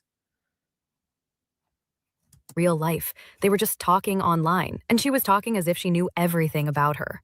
And her name is Tommy. So yeah, I'm really excited. I have to share this with you guys. And I know like this is crazy and probably coming out of nowhere. It's like the universe is like, we got you, Amberlynn. We got you, Tommy. Like, you guys are about to be happy together, and like, we really are. How long have I known her? Literally today marks exactly a month since she messaged me for the first time. The energy is giving very much like when you know, you know. Does she see my body? Does she know about my size? Yes, we FaceTime a lot. And normally, like when I FaceTime in the past with like partners, I like show the ceiling. I'm very much like this coded, like my space angles. But with her, I'm super comfortable. And I'm like, this is me. Like I've shown her my legs, my body, my just everything. Okay, so something's happening. I'm feeling the nerves. The nerves are officially kicking in. She lands in like 10 minutes. I'm just genuinely so happy. I know I'm crying, but it's just like I'm sad that she had to leave. But it's not the end. Things are about to change. While Amberlynn was living her delusional life, she posted a clip of her and Tommy, and of course, people figured out who she was in 0.5 seconds. Yeah. Tommy was in a relationship with her ex-fiance, who just died 2 months before Tommy messaged Amberlynn. The woman was morbidly obese, weighed over 1,000 pounds, and bedbound while being with Tommy. However, she wasn't just in a relationship with an obese woman. These two were on a feeder fetish website, as a couple sharing their journey and fetishes with the people on the website. When Colin, Tommy's ex, was in a nursing home and immobile for being 900 pounds, Tommy was updating people on her health conditions. There are so many rumors being made up about her, things that are just like wild. So the first thing is, no, she is not a feeder. People think that she's a feeder, and she's definitely not that. Like, yes, she has a specific type, but I'm letting you guys know that like every single person that I've been in a relationship with, everyone that you guys have known, they said that they prefer girls my size. She is not a feeder. I would never in a million years be in a relationship with one. After being exposed for being a feeder, they staged the first fake breakup. Yeah. Because of this, me and now my ex, we are not together anymore, and this has left her like debilitated. Like literally, like her mental health has gone down so much. But all of these people who act like they care about me and they're worried about me, like you guys have never wanted to see me happy. There are so many of you who love to see me miserable. Tommy showed us how she moves from the beginning. After this staged breakup, she was talking to random people on Instagram and answering questions about her and Amberlynn's relationship. She would confess that she wasn't looking for anything serious, and she was saying that Amberlynn was love-bombing her, and how the reaction channels have valid points for criticizing her. Tommy and Amberlynn started posting together again, and we found out that they actually didn't break up. And Amberlynn's best friend, Alexis, posted that she is no longer friends with Amberlynn, and it is because of her relationship with Tommy. She said that Tommy was really harmful for Amberlynn, and their relationship was toxic. She said that Tommy was controlling and manipulative. Another shocking allegation came out about Tommy. People found out that she was in another toxic relationship with a woman named Megan, where Megan trapped Tommy in a basement using a weapon.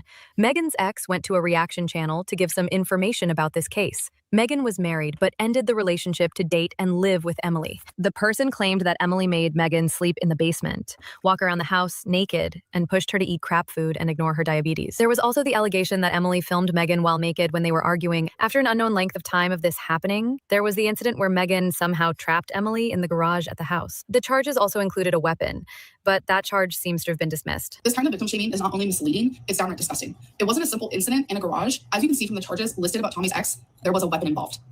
A weapon. Please just think about that for a minute. With multiple ways to escape a garage, Tommy couldn't. Think about why.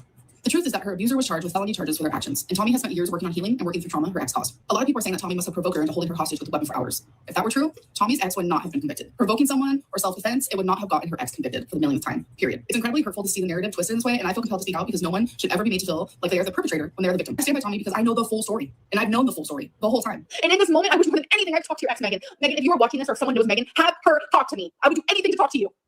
Because at this point, I don't know. Then Tommy was on Instagram telling people that they broke up, and Amberlynn was threatening to ruin her life. Did we break up? Yes, we did. Anna, we broke up because the hate is too much for her. The rumors are too much, which I get it. And I'm not gonna lie, like I tried to explain that to her before I even like revealed her, you know, like I get what I hate. I couldn't get it. I just didn't explain like the depth of it because I hadn't shown like a person I was in a relationship with for like years.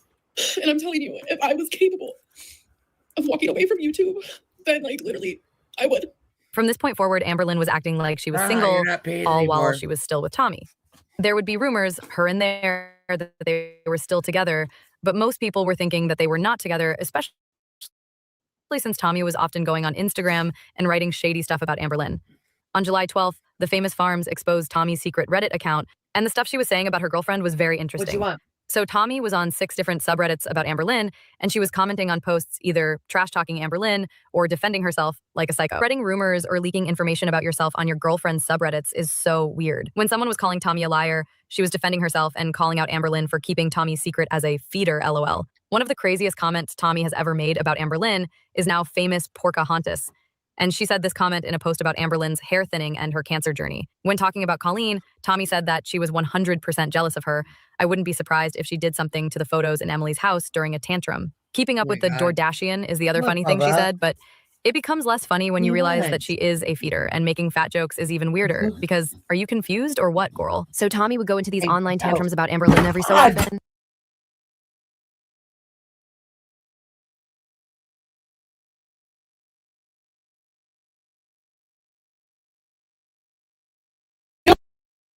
And it was during this time that it was leaked to the reaction channels that Amberlynn had gotten a new cat to replace Rarity. We later found out, according to Amberlynn, that Tommy told a girl and she told the reaction channel. When all of this was leaked to the forums, Amberlynn posted a community post saying how these rumors were all lies and she will not focus on hate. Of course, this was not true, and she went live in her members only live and she titled it, "This is Goodbye." The drama was dying down a bit as Amberlynn started to ignore it in her chat, but then she decided to do public lives, and in one of them, the cat that she said was just a rumor, Romeo made a surprise appearance in her video. I have to be forced into like saying things that I don't want to say. Oh my god, my face is swollen from crying. Fun. His name is Romeo, and I had to go find him. He was playing with Wasabi.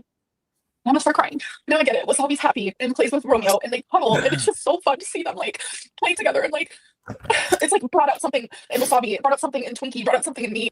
Meanwhile, Tommy posted a shady picture on her Instagram saying, "With how hot it is lately, it's wild to think snowflakes will be back before we know it." And she was referring to her chat with Mr. Snowflake about her side of the story and being in a relationship with Amberlynn. After seeing this, Amberlynn went live and the title was, "We have been in a relationship this whole time." This was the beginning of the crash outs and the fight between Tommy and Amberlynn. And I just got a text saying I wouldn't say too much if I were you. Being threatened, as I have been. And then I get another text, I have video proof of you being terrible to me. Yes, a video proof of me reacting to your betrayal, me unmedicated with BPD, correct. It's your fault. We have been together this whole time. This whole fucking time. He had a whole fucking Reddit where she made fun of my body. My girlfriend, behind my back, was calling me Porcahontas. Now I have never been with someone. She's still with this girl now. And they had an abusive... Hi, Anna. Right? How are you, sweetheart? She's with this girl now and knows she's a feeder, everything like that. She's trying to lie and say that, oh no, she wants me to lose weight, when Emily literally broke up with her because she got on Ozempic. So she stopped. Because she's literally she's killing herself. That bottom line, that's what she's doing.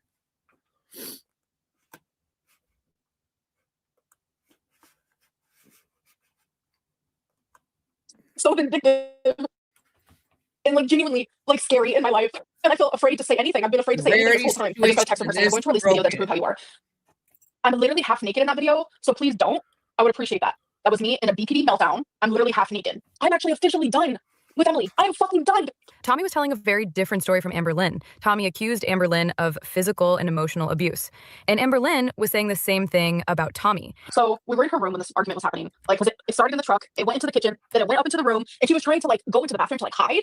And it's like, I'm the person, I want to like talk about it now. So I was following her also into the bathroom. I have a bad habit of like following, saying, don't leave the room, we need to talk about this. Like, that's a very bad part of me that I will say. And I'm 100% accountable in that. When I went to go walk into the bathroom, she kicked me. She's tall. She's taller than I am. She's like 5'7". She kicks me really hard in my stomach. Really hard. It was the first time she got physical with me. I was going to leave the room. She then grabbed my arm and dug her nails into my arm. She did that to Casey too. I tried pushing past her to get through the doorway, and she pushed back into me and actually falling on top of me. So when I tripped over the rug and then I landed into her and she was falling, I went to grab her. It didn't work out very well. She still landed on the floor. And then she started like hysterically, how come you pushed me? I'm like, what is actually happening? So she like, I don't know. It was this whole fucking thing. I was like, this cannot be real right now. This genuinely cannot. Like, I have never been so gaslit into thinking that the sky was actually the ground and the ground was actually the sky. This is her arm. This is her arm. Okay. Keep in mind, she's wearing a maroon shirt. What the fuck is that? What the fuck is that? She faked nail marks days later. Do you guys hear me say that was from November 17th? We were sitting on the couch one time, again, during one of our arguments, and she wanted me to leave and she wanted me to stop crying. And she was like laying on the couch and I was like sitting like on the end of it. She literally kicked me off the couch and I landed on the floor and I had to help her. I had to have her help me get up. But I'm telling you, in that moment, like, oh, I saw her smirk. The worst of the tantrums was actually the night before Rarity went missing. She saw me scrolling through my phone and there was women on my Instagram feed. She flipped out and said I was micro-cheating. She saw this woman on my Instagram feed. She won't even admit to the Tumblr. She let me go through her phone. She didn't know that I could go to her screen time and see the apps that she was on. She was on Tumblr looking at naked women bigger than me. And the picture that is so engraved in my brain that made my whole soul leave my body was this woman on an oxygen tank in a hospital bed. And then in that same moment, I find her on Phoebe. But I ended up going to the little message part and I saw that literally while we were in a relationship, like a month after we started dating, she messaged some girl saying that she was sexy. That was fun. But she messaged this masked lesbian and said, oh, I know how rare it is to be a masked lesbian that's a theater because so am I. And that is when I found out the truth while in Wisconsin. Amber expected me to constantly be available. I will say, I was a little like that. I can take accountability there. If I didn't text or call during my breaks or if I wasn't giving her attention constantly, she'd get upset or start a fight. That's due to my trauma. I will say that probably did happen. We get into arguments and she just wouldn't let anything go. That is fucking you. And I told my mom exactly the way that you made me feel. And you know what she told me? Amberlynn, that's exactly how I felt with your dad. To the point where I started going into the other room just to sleep. Why are you with her now? For a shift. That happened one time. And it's when everything hit the fan. And I followed you in there with my BPD meltdown, my tantrum. Well, I'm able to admit that's that. an excuse. My pain Get help for it. what you did. And in this moment, people get pissed at you about that, Amberlynn. You keep claiming that you were diagnosed with BPD, which we all know that you actually weren't. Okay. And you say you were diagnosed with it, and then you don't go get any help for it. It's because you were never diagnosed with it. Okay. Automatically, any psychiatrist or psychologist is going to tell you, you have BPD, and this is the therapy that you need for it, which is like DBT therapy or something like that, because I've been diagnosed with it and that's the therapy that I'm doing. So instead of using it as an excuse all the time, you should be going to get some fucking help. I wish more than anything. You can't sit there and abuse somebody and then go, oh, I was having a BPD meltdown. Shut the fuck up. I think I could talk to your ex, Megan. Megan, if you were watching this or if someone knows Megan, have her talk to me. I would do anything to talk to you. Because at this point, Roscoe. Hi, Gary. At this point, I don't know. I would do anything just to speak to you personally. I will never share anything, but I need someone who understands because this is fucking crazy. Emily would push and push and push Megan until Megan would react the same way I did. When I first saw this video, this was before any like betrayals or anything like that. And I was like looking, and I'm like, damn, this Megan girl, like, what the hell? What's her problem? And then I understood. And then I saw myself in Megan. Would I ever hold someone at gunpoint? Fuck no, that's crazy. That's crazy. But I'm saying when Emily recorded Megan and I first saw that video, I saw Megan as one way. And then when I finally understood, I saw myself in Megan and I was like, fuck, I have a lot of empathy for Emily. I have a lot of sympathy. I have a lot of love. But what you guys got to experience today was absolute BPD rage. And I said things that were crazy that I didn't even remember me saying. If she asked you back, would you get back together? I don't know. Back.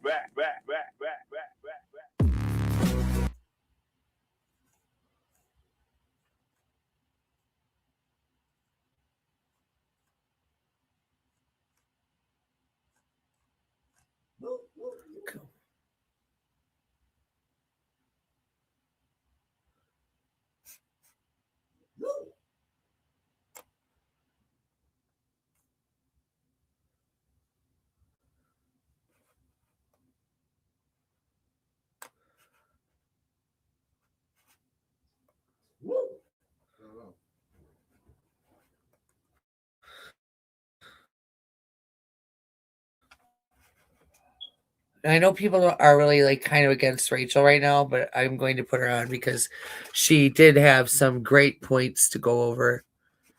Just how she got this information was a little bit weird. Hi, I'm a lesbian, or at least I think I'm a lesbian. Yes. But I'm the biggest, let's be honest. This is just to prove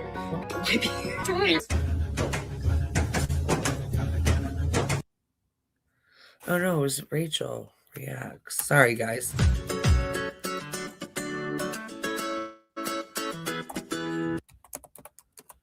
Hey y'all, welcome back to my channel. I hope you all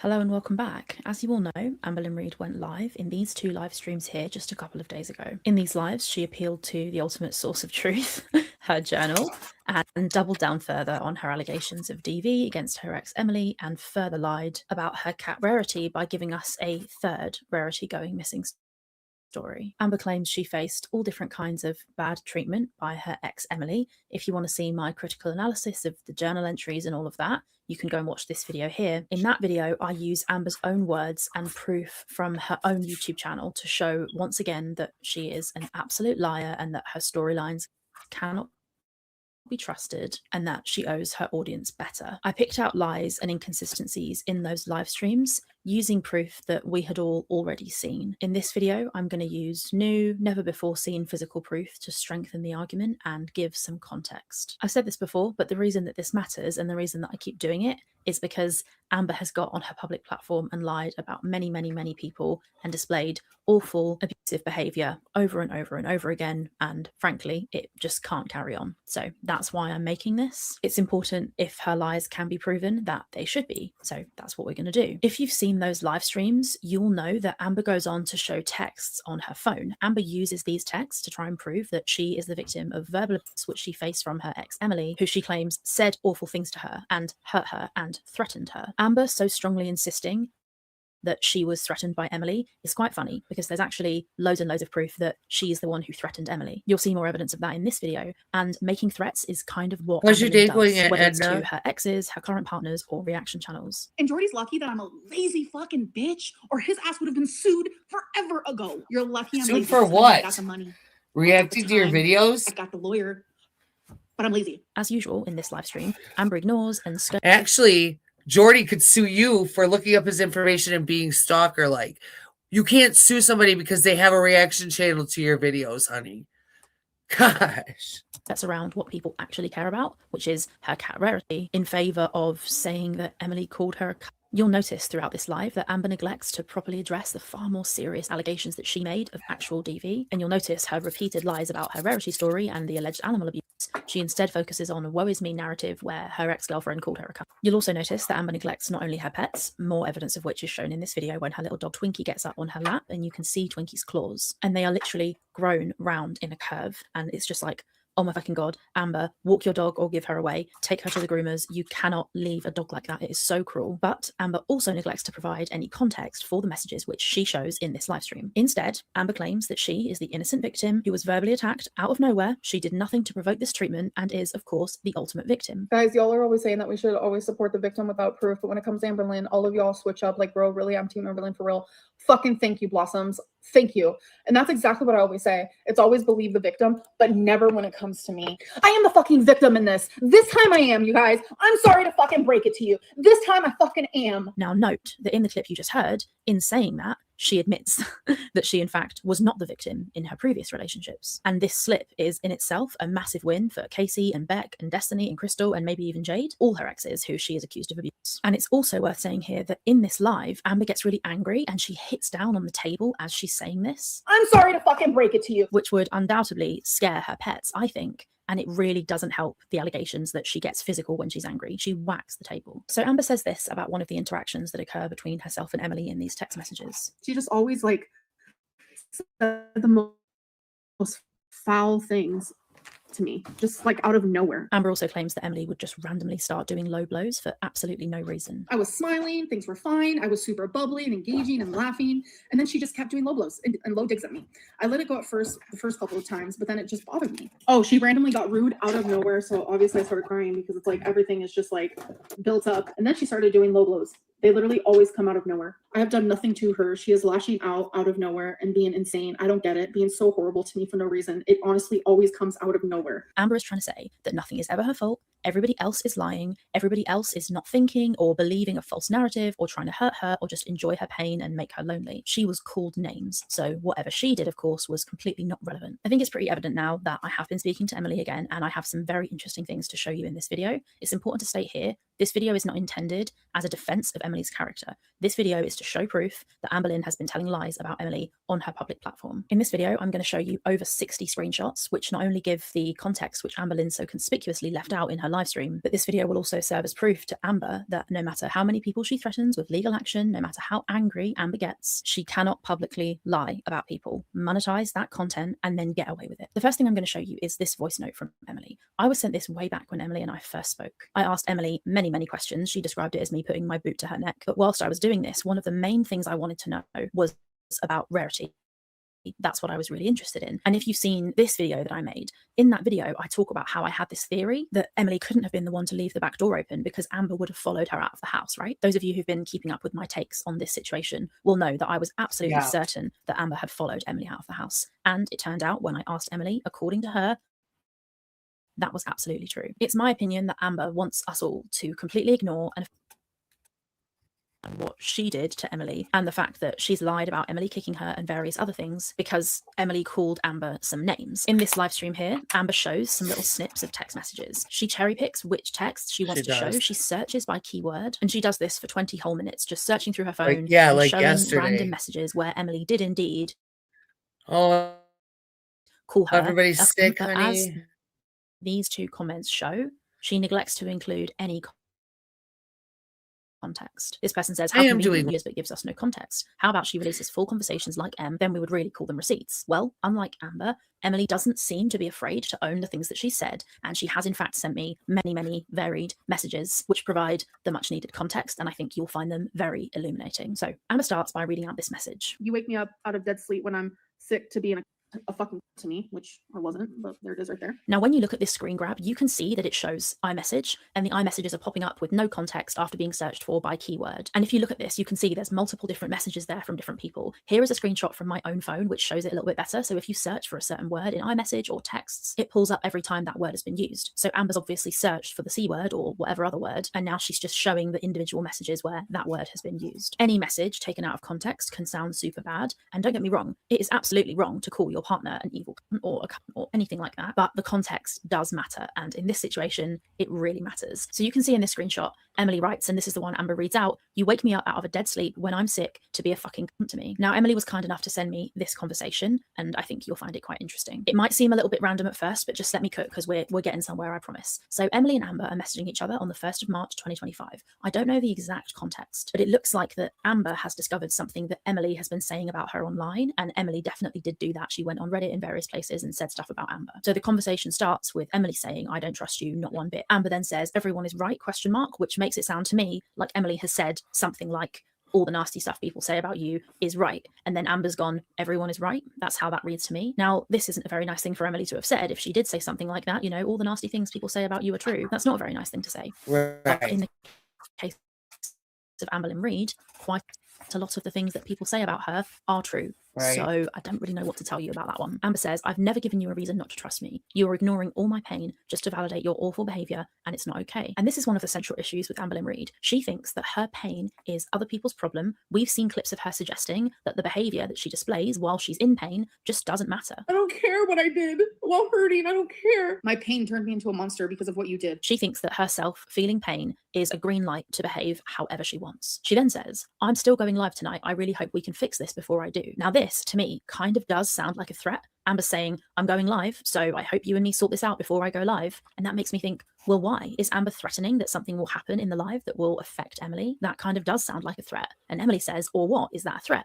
And Amber says, all I did was come to you with a concern. No, it's not a fucking threat, Emily. Oh my God, why are you so rude to me? And then you see, this is where we get this message from Emily, the one which Amber popped up on her search. It says, you wake me out of a dead sleep when I'm sick to be a fucking to me. Now, you might be asking yourself, how can this even have happened? How did Amber wake Emily up when they weren't even in the same place? Well, the answer is, of course, FaceTime. It looks from these messages and other messages, which I'll go on to show later, like Emily and Amber would regularly be on FaceTime all the time, so often without saying anything to each other, and they would sometimes fall asleep while they were on FaceTime. Emily claims that Amber would insist on being on FaceTime with her all the time. And you don't have to take Emily's word for it, because if we pause these blue screenshots and pop over to the green screenshots, which will come into this video a little bit later, I will cover them in their entirety and show you the context and everything shortly, but I'm just going to pop over to them for a second to give you a little bit of FaceTime context. So if we look at screenshots screen 17 and 18, I believe it is, which are from June 2025, so after the blue screenshots, after the May argument, you can see that it looks like Amber did insist on being on FaceTime all the time. These won't make a huge amount of sense at first, but we'll get there.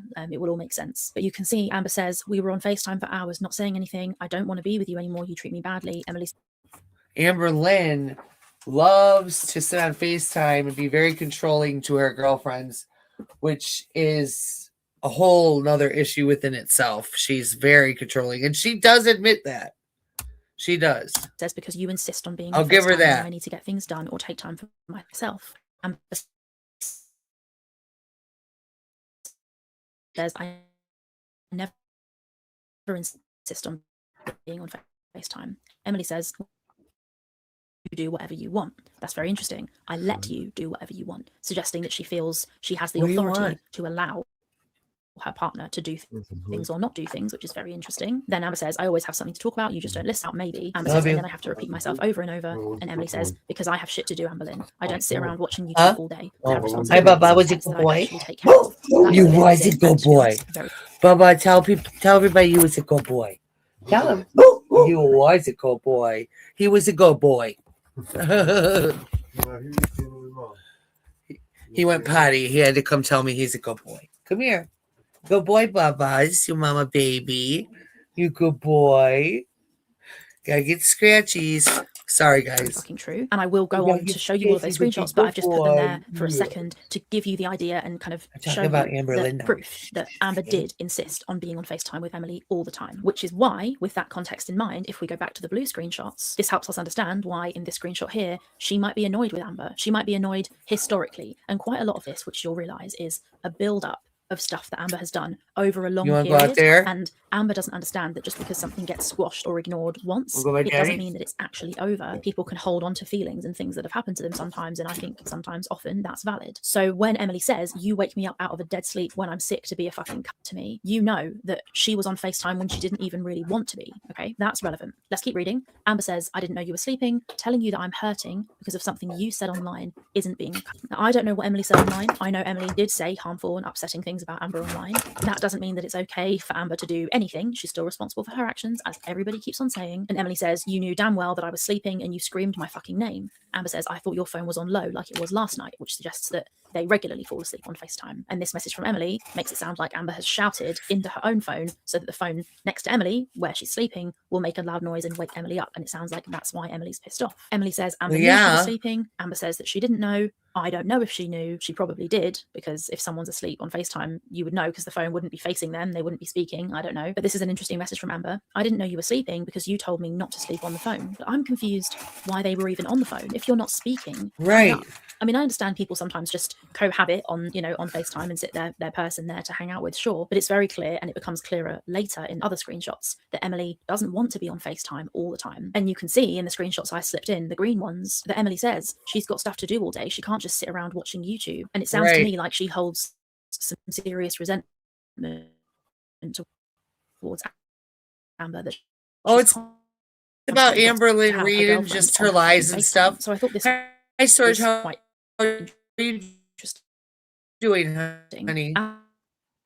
Current girlfriend. The fact that this is even possible when they crashed out and had nobody should be forced to have somebody on FaceTime when they don't want to. And Amber has actually corroborated in one of her recent lives that she and Emily would be on FaceTime all the time. And she says something like, oh, at least now I don't have to be on FaceTime all the time. I felt good because we didn't have to constantly be on FaceTime. But it's clear from these messages and messages which we'll get to in the future that Amber is the one who insists on the two of them being on FaceTime, which makes fucking sense if we're honest, doesn't it? Now, the fact that Amber has shouted down the phone to wake Emily up because she's annoyed at her for saying something about her online is out of order. I also think that calling your partner a fucking cunt is out of order. I don't personally justify calling your partner a cunt in any situation. However, we'll go on to see, and you guys already know, because you know what kind of house guest Amber is, Emily was probably at her limit of putting up with Amber's shit. So I can kind of understand why she might have been annoyed with her, and I think you probably all can as well. And I don't know what Amber said. I don't know how she said it. It's possible she was really polite and kind and gently spoken. She may have said, oh, Emily dear, like, can I just run this thing by you? But I doubt it. We know Amber's a shouter. She gets loud. She said it herself. I will say that I'm a yeller. I won't say anything like that, but I yell. Whatever point that I need to make, I go up like 5 octaves, if that makes sense. That's my downfall, I will say. I get loud. She would stonewall me so hard, which then would trigger me even harder, and I would flip 100%. Like I said, I go up octaves. I get loud. I cry a lot, and it's just how it would go. And we know that she thinks her feelings are everybody else's problem. And we know about all of the abuse that she dishes out when she thinks that people don't care about how she feels. And she thinks that what she does when she's in pain doesn't matter. That clip that I just played, which you've seen a few times, really puts this message into perspective. If Amber has screamed at Emily down the phone to wake her up while she was asleep, then that does make Amber a little bit of a cunt. I'm not going to lie. Anyway, Emily then has this final line. She says, I should have never unblocked you when you had that fake health scare, when you had COVID and you were perfectly fucking fine. Now, that message is very interesting. It confirms 2 things for us. It confirms that Emily thinks that that whole COVID arc, I don't know if you guys remember that, there was a COVID arc on Amber's channel. It shows that that theory that we've all had, that Amber has fake health scares to try and get her partners back or to get attention. It sounds like Emily thinks that too, which is very interesting. And it shows that they had broken up and Emily did have her blocked at one point, but that Amber somehow managed to draw her back in. And Emily claims Amber would draw her back in with claiming she was ill, going to the hospital like she did recently when Emily did her first video with me. But also, and this is very interesting, Emily claims that Amber would say that the pets were having problems, health issues and such, which would also draw Emily back in, which I also thought was very interesting. You'll see proof of Amber mentioning taking one of the pets to the vet in a little bit as well. So there you go. There is the context for that message where Emily says, you woke me up out of the dead of sleep to be a fucking cunt to me. So now you know what was going on there. Emily claims that Amber would never give her space and that she would get angry with her when she wanted space. I think this sounds very likely. There's a very long history of exes saying this about Amber. And I think if Amber tries to deny that, then it's definitely provable. So I'll just put that out there. But Emily also sent me this screenshot from October 19th, where I believe they're in Wisconsin together. Yeah, they definitely are. And Amber says, missing you, baby, but I want you to know that I'm fully aware you need to unwind sometimes. I'm learning, I really am. This is October 19th, okay? Now this is interesting. Emily says, okay, I was really sad you were so mad at me yesterday. I was just anxious about work and sometimes I need to zone out, you know? Amber says, I understand, baby, I'm sorry. So that's Amber apologizing to Emily. Amber keeps saying in all her lives that she's forced to say sorry when she doesn't mean it. But it sounds to me like that is something she should say sorry for. You should not be making your partner feel like they cannot have any downtime. And that is definitely what Amber did to Emily. Amber claims she's learning. She definitely didn't learn. She carried on doing this to Emily the whole time she was in Wisconsin. And just like Emily says in the voice note that I've shown, and this is proof of it, this screenshot, Amber did not leave Emily alone. She wanted all of her time. All the time. Sorry. There's also more proof of that coming in this video. But this just gives you an idea of the kind of shit that Emily was putting up with while she was with Amber. And people say, oh, they're as bad as each other. I don't think that that is true. I really don't. I've seen a lot of messages. I've seen a lot of stuff, and I haven't seen Emily do really anything to Amber apart from not fucking accept her bullshit, which Amber has then twisted to try and make it sound like it's Emily being abusive when it doesn't seem like it is. It seems like it's Emily saying, no, you can't fucking treat me like that, which is something that other exes didn't do to Amber. So she just got away with it. And like we all know, whenever Amber gets called out, she claims abuse and bad treatment. She said that Zachary Michael verbally abused her. So I've received a lot of mixed feelings. And if you guys thought that I was not going to see the clip of someone actually like verbally abusing me, then y'all thought wrong. I did watch it. She doesn't know what these words actually mean. You've all seen the classic Rain and Petals eavesdrop video. Amber will use any word she likes whenever she likes. She doesn't care what they mean. She just wants to be the victim. Amber is a fucking menace when it comes to bothering people with her emotions and her feelings and thinking that her feelings are somebody else's problem and not giving them any space and constantly calling and texting. Emily couldn't even have a cigarette without Amber giving her trouble. Amber is awful, okay? I promise you, she is awful. If I try to pull up every single clip from Amber's live where she shows these messages and I try to give context for every single one of them, I would be here all night. But I am going to give a bit more context for a few more of these messages, and also the context I give for 1 or 2 of them will give you context for the entirety of the relationship, if that makes sense. I think it does anyway. So another place where I can do this is in this live. Amber reads out this message where Emily accuses Amber of cheating on her. Emily didn't bother sending me these screenshots because you can see the whole conversation. This is the one conversation where Amber actually holds the phone up and scrolls. So you can read the messages. You know what everybody says. This is the clip here. This was June 28th, 2025. That's my I know mom's you're cheating on birthday. me, bitch. Like, just going crazy on me. Saying things like, how am I being awful by confronting on you and catching you in a lie? Sorry you got caught. Telling me that I am cheating. I think so. I think that's what it is. And just hounding me for literally weeks. She acts like a victim so much that I think that they feel like they have to in a way. Like that's what Beck said, one of her exes, that they just eventually felt like just a caretaker for Amberlynn. And I really think that that's why she like insists on having a girlfriend, and now she's with a feeder. And like I showed you guys, the last girlfriend was only 2 months prior, who's Emily claimed was the love of her life, died from complications with obesity. That's what it says on her death certificate. Okay. And 2 months later, Tommy finds Amberlynn and is now trying to do the same thing. Amberlynn claims she's only 527 pounds. I don't know how that came up because she looks well over the highest weight that she had, which was 572.4. And I'm not trying to hate on her for being a big girl. All I'm saying is she's got to do something soon or she's going to pass away within the next 5 to 7 years. I guarantee it. And it's horrible to say, but I don't want to see that. I just worry about her. You know what I mean? It's like I worry, but at the same time, I want to slap her for all the shit she's done and how horrible she's been, you know? Notice in this clip, Amber says this. She says,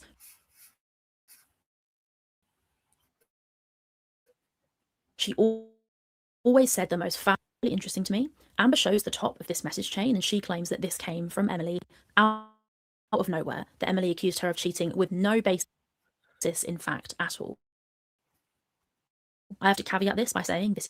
Thanks for being my mom. I'm just giving you someone's side of the story. So Emily claims that she was suspicious and she was speaking with Danielle, who is somebody that Amber used to speak to, or what she currently still speaks to as far as I understand it. Amber says that she spoke to Danielle and she found out that Amber had still been flirting with Danielle in the DMs. Apparently she blocked her on Facebook, which you can see in the screenshots that Amber shows, but the two had been flirting on Instagram. Amber had been sending Danielle voice notes. So according to Emily, she discovered this, and this is why she said what she said to Amber. It was not out of the blue at all. And I'll be honest, when I saw this message, you're cheating on me, bitch, it really raised my hackles. I was watching Amber's live and I was like, oh God, that is not good at all. I know that accusing your partner of cheating can be a massive part of abusing them. So whenever I hear someone accuse their partner of cheating, who would Amberlynn cheat with? Which can be Be so for real. But according to Emily, she claims that she had cause for saying this. She claims that she saw proof that Amber was flirting with another person in the DMs. I don't know for 100% fact, because I haven't seen proof, if this is definitely true. But what I do know is that Amber gives absolutely no context. So Amber says she's a pure, sweet, innocent victim, and Emily, randomly out of nowhere, with no impetus at all, just suddenly starts accusing her of cheating. Now that's not very believable.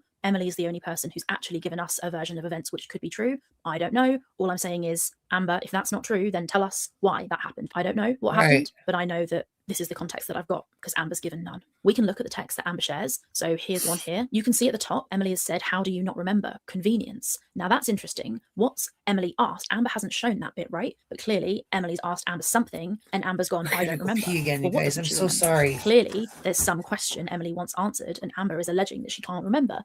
We've seen Amber say she doesn't remember things when she doesn't want to take accountability in the past. So I actually wouldn't be surprised if Amber did fucking cheat on Emily. And that's why she's saying that she can't remember whatever this was. And then Amber goes all caps. Now later in some other screenshots, and I think some I've shown you already, when Amber is pushed and she's really angry, she rages back in all caps. And that's what she's done here. I told you I blocked her number and that's why she reached out to me on Instagram, even though we don't talk on there. Emily says, interesting, because I'm talking to her right now, which again corroborates Emily's story. Amber says, okay. Emily says, and you're not being honest with me. Amber says, yes, I am. Wow, you're going to believe Danielle over me. Ha ha ha ha ha, dude, I'm done. Then Emily says, I just caught you lying with proof. And according to Emily, Danielle sent her proof. So it's not sounding like Emily is the crazy one. It's sounding like she's seen something and Amber is gaslighting her and saying that it doesn't exist. Emily says, I'm sure you're sick of being busted. Sorry, it's upsetting to you, ? Which is really funny because that is the perfect example of what Amber has done this whole time. She gets busted, she can't stand being accused of what she's done, and she gets angry and rages. Amber does, for once, show sufficient proof of the actual conversation here and gives a little bit more detail on the fact that she was accused of cheating. But when we delve in a little bit deeper, it sounds like there's more going on there than Amber admits to, and I just think that's interesting. By Amber's own definition, messaging another person is cheating. And you'll see, again, I keep saying this, but we'll get into it, Amber does say that messaging another person is harmful and upsetting to her in future messages, which you're going to see. So Amber considers texting cheating, and we know that she was extremely insecure about Emily cheating on her, more proof of which you'll see in a minute. Just going to have to trust me for now. So Emily says that by Amber's own standards, Amber did cheat on her, which is why she accuses her of cheating. Emily also told me a very interesting story about a friend of hers from Tennessee. First of all, listen to this clip here. I went through her phone with her permission because I caught her talking to an ex. It was a girl that she said that she literally blocked. Turns out she didn't. Called some girl super cute and all this bullshit a night before we met in person, even though we were actually dating. She was messaging some weirdo on WhatsApp called Emma. Don't know fully what that was about. I still don't get it. And she's not honest about anything. She also messaged this girl that she hooked up with in Tennessee literally a week before we got together behind my back, and I ended up calling her and everything. You'll notice, of course, in her live, Amber gives no context. She just says, I ended up calling her. Well, according to Emily, there was some, can't remember what it was now, some natural disaster of some sort in Tennessee. And so Emily texted this friend and was like, hope you're okay, hope your family are okay. The two of them had slept together in the past, so they had a history of having a relationship. Apparently, Amber saw this in Emily's phone, got really, really angry and called Emily's Tennessee friend and threatened her and said, do not ever speak to Emily again, and then blocked her on Emily's phone. This is hearsay, but it's kind of not, actually, because Amber said she spoke to her as well. So Emily's just providing the context of that conversation. I just thought I'd tell you that, but also notice as well, the Tennessee friend story in this video comes directly after the kicking thing. So everyone was laughing at Amber in the chat and saying, what the hell, it's been 10 minutes, why can't you talk about the kick? Amber gives that one little sentence where she describes the kick, and then she immediately thereafter starts talking about the Tennessee friend. Now, I think that this attempt to accuse Emily of cheating was a deflection to distract from the kick and the fact that it had been a very embarrassing 10 minutes for Amber there. So that's the cheating texts and the FaceTime sleeping texts and a little bit of the Rarity story covered, but it ain't over yet. Let's get now into some of these longer screenshot threads. Now, these help a lot to give context and clear up more instances of Amber calling Emily an evil cunt. I mean, Emily calling Amber an evil cunt. Again, I'm not excusing verbal abuse. If you're dating somebody who calls you a cunt, it's time to break up. So I've shown you a couple of screenshots earlier in these videos, the green ones, and those were to give you context about the FaceTime, but it's in this conversation in which we get the context for Emily calling Amber an evil cunt. Do not talking to me ever again, you evil cunt. There it is right there. So let's get into that. This conversation covers screenshots green 1 through 18. Emily claims that she and Amber were on the phone. Emily had worked a 70-hour work week and she just had the FaceTime there, but she was tired. She didn't have much to say. So they were just sitting on FaceTime and Emily was giving short answers. And then she had Amber on her ass constantly wanting to talk to her. So she claims that she was giving short answers because she was frankly just sick of Amber's shit. Let's have a flick through these screenshots now. So it's June the 10th. It's 4:52 p.m. Emily's got back from work and she's just hung up on Amber because she's sick of Amber shouting at her and being rude to her. She claims because she wasn't saying much, she wasn't being very communicative on FaceTime. The FaceTime call, which Amber is still insisting that they are constantly on. Emily says, not dealing with your rude ass today. Amber says, I wasn't rude at all. You weren't talking to me, so I was trying to make conversation. Emily says, rude AF actually. You weren't saying shit or trying to have a conversation either, then blame it on me. Fuck that. Amber says, I asked you like 10 questions, but you kept answering with one word and having an attitude. Finally, you asked how I slept. You'd rather scroll on your phone, so have fun with that. Have a good day, bye. Emily puts no open-ended questions, and the way you were asking them, you had an attitude in your voice. You've been miserable to be around and you're taking it out on me. You always do this, and it always leads to a huge fight. Then you're good to be around for like 3 days, and it slowly comes back to this. I'm over it. And this is fascinating, because this is exactly what Amber claims Emily would do. But here is Emily claiming that Amber does it, as in being nice for a little while and then going back to how they were before. If this is the case, it would not be the first instance of Amber claiming that somebody else is doing the thing that she herself is doing. Amber says, I've been miserable to be around. You literally just told me last night that my Zoloft is working. You can never make your mind up about your opinions on me. You think so much in black and white, Emily. Crazy. All I was doing was laying here tired, trying to have a conversation with you, but you were being rude. I didn't do shit and I'm not going to argue with you. You always get grumpy and I have to deal with it, but I'm not dealing with it. I'm done arguing and done responding. Emily puts, on top of all the other bullshit and backlash I get for being with you, then you're shitty to me on top of that. Yeah, not going to happen. Now, these messages don't sound like Emily being that rude to Amber. What it sounds like to me is somebody who is sick of this person's shit. That's how that reads to me. And I understand being short, being snappy with somebody who constantly wants you on FaceTime. Like, can you imagine you get home from work and this person just wants you on FaceTime? Oh, that would be too much. It sounds like Emily is really sick of it and she's pushing back here. Amber says, I wasn't shitty at all you ever do is sit on your phone. It's like I don't even exist. It says, I wasn't grumpy until you started yelling at me for watching TikTok. Fuck you and your gaslighting, bro. So that's the clearest we see into what happened before. This is what Emily said to me, that Amber was mad at her for being on TikTok while they were on FaceTime. But here you can see Emily saying it to Amber as well. Amber says, I was asking how you slept, what you did today, and it was just like I was bothering you or something. Ha ha ha, I didn't yell at you, bye. I don't know. I don't know if she actually yelled for sure. Emily says she did. I don't know. Then Emily says, how are you not embarrassed that you treat people this way? Amber doesn't respond to that. Interesting. She says, bye, Emily. Says the person that ruins every relationship they're in by being selfish. Amber says, asking you questions to try and spark a conversation is selfish. Emily says, no, they're yelling at me for being on TikTok because I was just waking up. Don't gaslight. Now, I don't know who is for sure gaslighting who, but what I do know is in the other messages I've seen, Amber is the one with the arm marks. Amber is the one who gaslights Emily. So it's difficult for me to not look at these messages and think, somebody's gaslighting somebody. Who's it going to be? Probably the person who was gaslighting last time. Maybe not. I don't know. But again, Emily's very clear. Amber tries to twist it and says, what, asking you questions to spark a conversation is selfish? That's not what Emily's saying. And Emily doubles down. No, yelling at me for being on TikTok because I was just waking up. Don't gaslight. And Amber says, that's all you ever do. I'm not happy. We never connect anymore. She's ignoring the point. Emily's trying to say, stop fucking shouting at me and starting on me. And Amber goes, I'm not happy. We never connect. What about the fact that you shouted at this person? And Emily shows an interesting insight into her mindset at the time. She says, I'm literally so over being treated like this and you saying stupid shit like you're innocent when you literally started the fight. Amber doesn't respond to that. She just says, we sit on FaceTime for hours and don't say a single word. There's more proof of the FaceTime stuff. And all I can say is, fuck that. Sitting on FaceTime with someone when you don't have anything to say sounds so weird and boring. And Emily says, okay, then find someone who does make you happy. Sorry, I have a job and a life and you sleep all damn day. Amber says, I wanted to buy that couple cars game so we can connect, but nope, you won't even do that with me. You having a job and my sleeping schedule has nothing to do with how we spend our time on FaceTime. Except that it kind of does, because if Emily's really tired and she's just worked a full shift and she's shattered and doesn't want to sit on FaceTime and try and pull up a conversation with you, you should respect that. People need their own time. But Amber doesn't know how to respect other people's privacy and time and space. She thinks that somebody wanting alone time is an insult to her. She thinks she is owed her partner's time. Insert the clip here of her saying she was controlling with Beck's time. I'm not perfect. Beck wasn't perfect.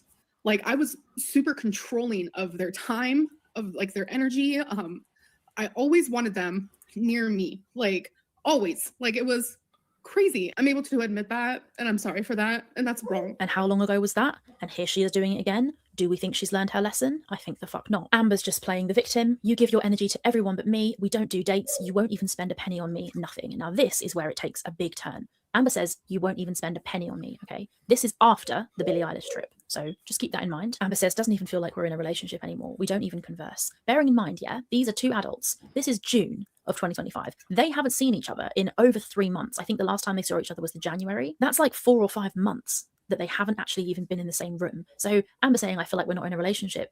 I mean, you are, but I don't know, how much of a relationship is it when all you do is fucking sit in silence on FaceTime and don't converse with each other, and the person only does it because you get angry with them if they don't call you. Emily says, because I'm in debt and broke because you gave me $10 so I could order pancakes one time means I need to spend money on you. If that's the case, I'll keep a running tab. So far, you're hundreds behind for the Billy tickets. Fuck you. Now, I do think it's a little bit weird here to throw a gift back in somebody's face, but I will say that it sounds like Emily's kind of justified in that. The previous messages, Amber said, you never spend a penny on me. And Emily's saying, well, I have some financial trouble. And I actually did spend a lot of money on you when we went to see Billie Eilish. Remember that? Imagine spending hundreds of dollars on somebody. And not only that, but doing all kinds of other things like driving them across the country because they can't get home because they can't fly. And then that ungrateful piece of shit says, you never do anything for me.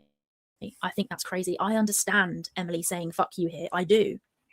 Amber says, when did you say no? You broke up with me when I said she did admit that she knows she does this, obviously. About the card game. I'm not sure what to say about that, really. And Amber goes, $10? I can send you a screenshot of what I've sent you. You're so unappreciative. And Emily drags the message from previous, so the one where Amber says it doesn't even feel like we're in a relationship anymore, we don't converse. Emily drags that message and says, I literally worked 70 hours this week and now you're treating me like shit because of it. And Amber says, you spend money all the time, stop gaslighting me. Emily says, if your ass didn't have a fucked up sleeping schedule, there would be less of a problem. And then Amber says, I'm treating you like this because you hung up on me yet again, all because I was trying to have a conversation with you. Now that, I think, is some grade A fucking gaslighting, because if you actually look at that message as a whole, Amber admits that she's treating Emily badly. She says, I'm treating you like this because of what you did. But the thing that Emily did was hang up on Amber. If you don't want to talk to somebody, you're allowed to hang up on them. It's a little bit rude. You could ask to end the conversation. That's more polite. Although I imagine she probably said bye. I don't know if she just really hung up on her. But it's clear that Amber is like a middle schooler and she thinks that being hung up on or being called a name is the worst thing anybody could ever do to her, apart from kicking her, of course, which she lies about easily. And then Amber says, because I was just trying to have a conversation with you. But Emily makes it very clear the problem isn't that she was trying to have a conversation with her. The problem was that she shouted at her down the phone. And Amber's very offended, of course, and she says, this has nothing to do with my sleep schedule. And Emily says, that's not gaslighting. And yes, I spend money to live. Emily never said she doesn't spend money. She just said she doesn't have money for bullshit. And then Emily says, you spend hundreds of dollars on Lego and bingo and stupid, ugly, crappy dolls, and you're gonna lecture me on buying scratcher tickets. Heaven forbid I do something for myself for once. Fuck you. It's kind of nice to see her like speak to somebody who doesn't just bow down and let her do whatever the fuck she wants. And people are saying they're as bad as each other and the abuse was both ways. This doesn't read like that. This reads like somebody is pushing back to Amber and won't let her carry out her bullshit, and Amber is then crying abuse. But I don't think that's what this is. And then Amber says, difference is I spend money on you. And then she sends See how she's doing the spending the money thing? thing? This is super interesting. If you look at these screenshots of the Venmo, if you zoom in, you can see that on Mother's Day, Amber sent Emily $100. So look at these Venmos. They're very, very interesting. There's a few things to pick up on here. So the first thing is Amber is saying, look how much money I've spent on you. If you add it up, it's $160 or something. However, if you look closely, 100 of that was sent for Mother's Day. And if you look again, you can see Emily sent that money back. So 100 goes out and Emily sends 100 back. Emily claims, and this is what she told me, that she sent Amber that money back because she knew that Amber was going to hold it over her head. And she says the reason she knew this was because on Mother's Day, Amber sent Emily this $100. And then Amber got angry with Emily because Emily didn't send her any money back, claiming that it was Mother's Day for Amber as well because she was a pet parent. And therefore, Emily should have given Amber money too. And when Amber said this, what sense does that make? Was like, if you give me a gift, give it freely or don't give it at all. So she sent her the $100 back, which you can see in the screenshots. So these Venmos, which look like $160, are actually only $65 because 100 of it was a gift, which Amber was a dick about and Emily gave back. And if that is not a metaphor for what it's like to deal with Amberlynn Reid, I don't know what is. Amber says that was just in May. Emily says your sleeping schedule can be changed. You choose to sleep those hours. My job, however, cannot. Sorry, my job is more important than being on FaceTime. Sounds fair to me. Amber says, I asked you to send me a Lego that you won't do, and you said you don't have the money for it. Bullshit. I'm not going to wake up to just sit here while you're at work. Now, that message is also extremely telling. Amber says, I'm not going to wake up just to sit here while you're at work. Now, Amber's at home, okay? She's not in Wisconsin. She's at home where her pets are, where her mum is, where she lives her normal life. This message reads to me like she thinks Emily is the only thing in her life. If Emily is at work, there is no point Amber waking up. You don't only wake up to talk to your partner. You should have a full life. You should take your dogs out. You should eat and cook and work or whatever. The fact that Amber would say this sentence shows the unhealthy way her mind works. She thinks her partner is her entire life. It's only worth waking up if Emily is going to talk to her. Very interesting. Amber says this has nothing to do with my sleeping schedule. Emily says, are you kidding right now? Don't ever send me a single cent ever again. Now that's her response to Amber sending the money because she says this was just in May and she sends her screenshots of the Venmo, which is crazy. I think that that is her throwing money in Emily's face and it wasn't even that much money and 100 of it got sent back anyway. This is just crazy. Amber says, I'm showing that you're a liar and unappreciative. Emily says, a liar? Are you fucking kidding me? Go to hell. I don't think that Amber has shown Emily's a liar. Technically, yes, because Emily says that Amber only gave her $10 for the pancakes and it was actually $35. So I suppose if that makes Emily a liar, then okay. And then Emily says, and this is why this is relevant, because this is the message that Amber cherry-picked to read out on her live. Emily says, do not talk to me ever again, you evil cunt. So that is the context of why Emily said that. That's the conversation that got to this point. It was Amber being a dick about being on FaceTime and then being a dick about money and throwing money in Emily's face, etc. That's why Emily says that. Now, you shouldn't call your partner an evil cunt. I wouldn't ever call my partner an evil cunt, but I can see why Emily may have been pushed to be this angry with Amber. The way she behaves is insufferable. Amber says, you said I sent you $10. I'm proving I didn't. Emily says, I'm going to reaction channels then. Now that's a little bit of a threat. That is a threat. And that was in June. So not that far after this, she did go to Mr. Snowflake. And that is a threat. So it's true that Emily did threaten Amber. At some point, Amber threatened Emily with ruining her entire life. But they're both threatening each other. We can't hide from that. It's true. Amber says, okay. Emily says, you're calling me a liar. You are beyond a shitty person. The fakest bitch I've ever met. Amber says, you just lied. Emily says, no, I didn't. Technically, Emily did lie in a sense, because she said that it was $10 for the pancakes. Amber proved that it was $35. She's clearly lowballed what she said because she wants to make her point, which is that you've sent me basically no money. Why are you being a dick about it? Amber says, I called you a liar after you said fuck you over and over. Then you call me an evil kind of fake bitch. Like, are you joking me? Emily hasn't said fuck you over and over. She said it once, and that's because Amber threw her finances back in her face. Emily says, you are. Amber says, you'll never change. Emily says, literally and genuinely, I hate this person I know. Amber says, what makes me fake? Emily says, everything you do has selfish motives behind it. Now that message is very interesting, as I keep saying, about chair is comfortable. because that message shows that Venmo where Amber sent Emily that money, and then Emily sent it back because Amber was a dick about the fact that Emily didn't give her any money on Mother's Day for being a pet parent. We all know how that turns out. Is it possible that Amber gave that money to Emily in order to get money back, which would be a selfish motive? And we've seen clips of Amber admitting that she uses money to control people, or she has done in the past. I'm the type of person where you guys have even seen it. You guys have seen it. You guys have called me out on my shit.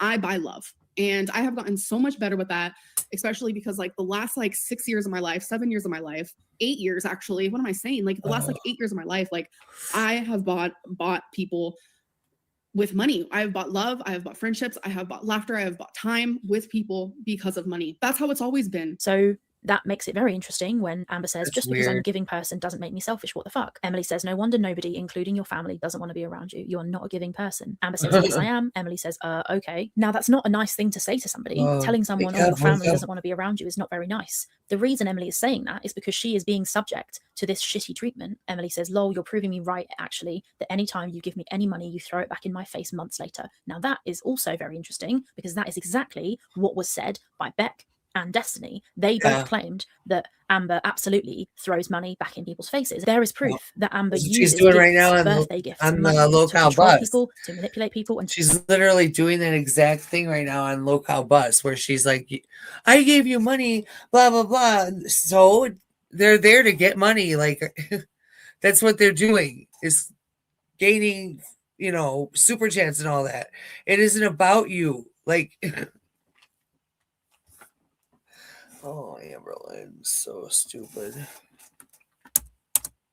To throw money back in their face. So how interesting. She goes, I've grown, I've changed, I'm so different. June was what, 3 months ago? And here she is doing it again. Amber says, because you're miserable, I only showed you that because you said I sent $10, which is true. Emily did say that Amber only sent $10, but she still seems like she is throwing the money in Emily's face. Sending somebody screenshots of the Venmo that you sent them is a bit weird, and saying it's not like she said, Emily, the $10 thing wasn't accurate. Here is proof of the $35. She said, all this money I've sent you was just in May. So she's making a point of, I send you money and you don't send me money. So she is throwing it in Emily's face, I think. Amber says, we talk for hours and hours on the nights you work. Well, we're on FaceTime for hours, not saying anything. So more proof of the FaceTime. This is the one I've already shown you, I think. And Emily says, because you insist on being on FaceTime when I need to get things done or take time for myself. Amber claims that she never insists on being on FaceTime. I think that's probably not true. And then you've seen this one already, but Emily says, we have nothing to talk about. You don't do anything. And then she digs her out and says, I have responsibilities and pets I actually take care of.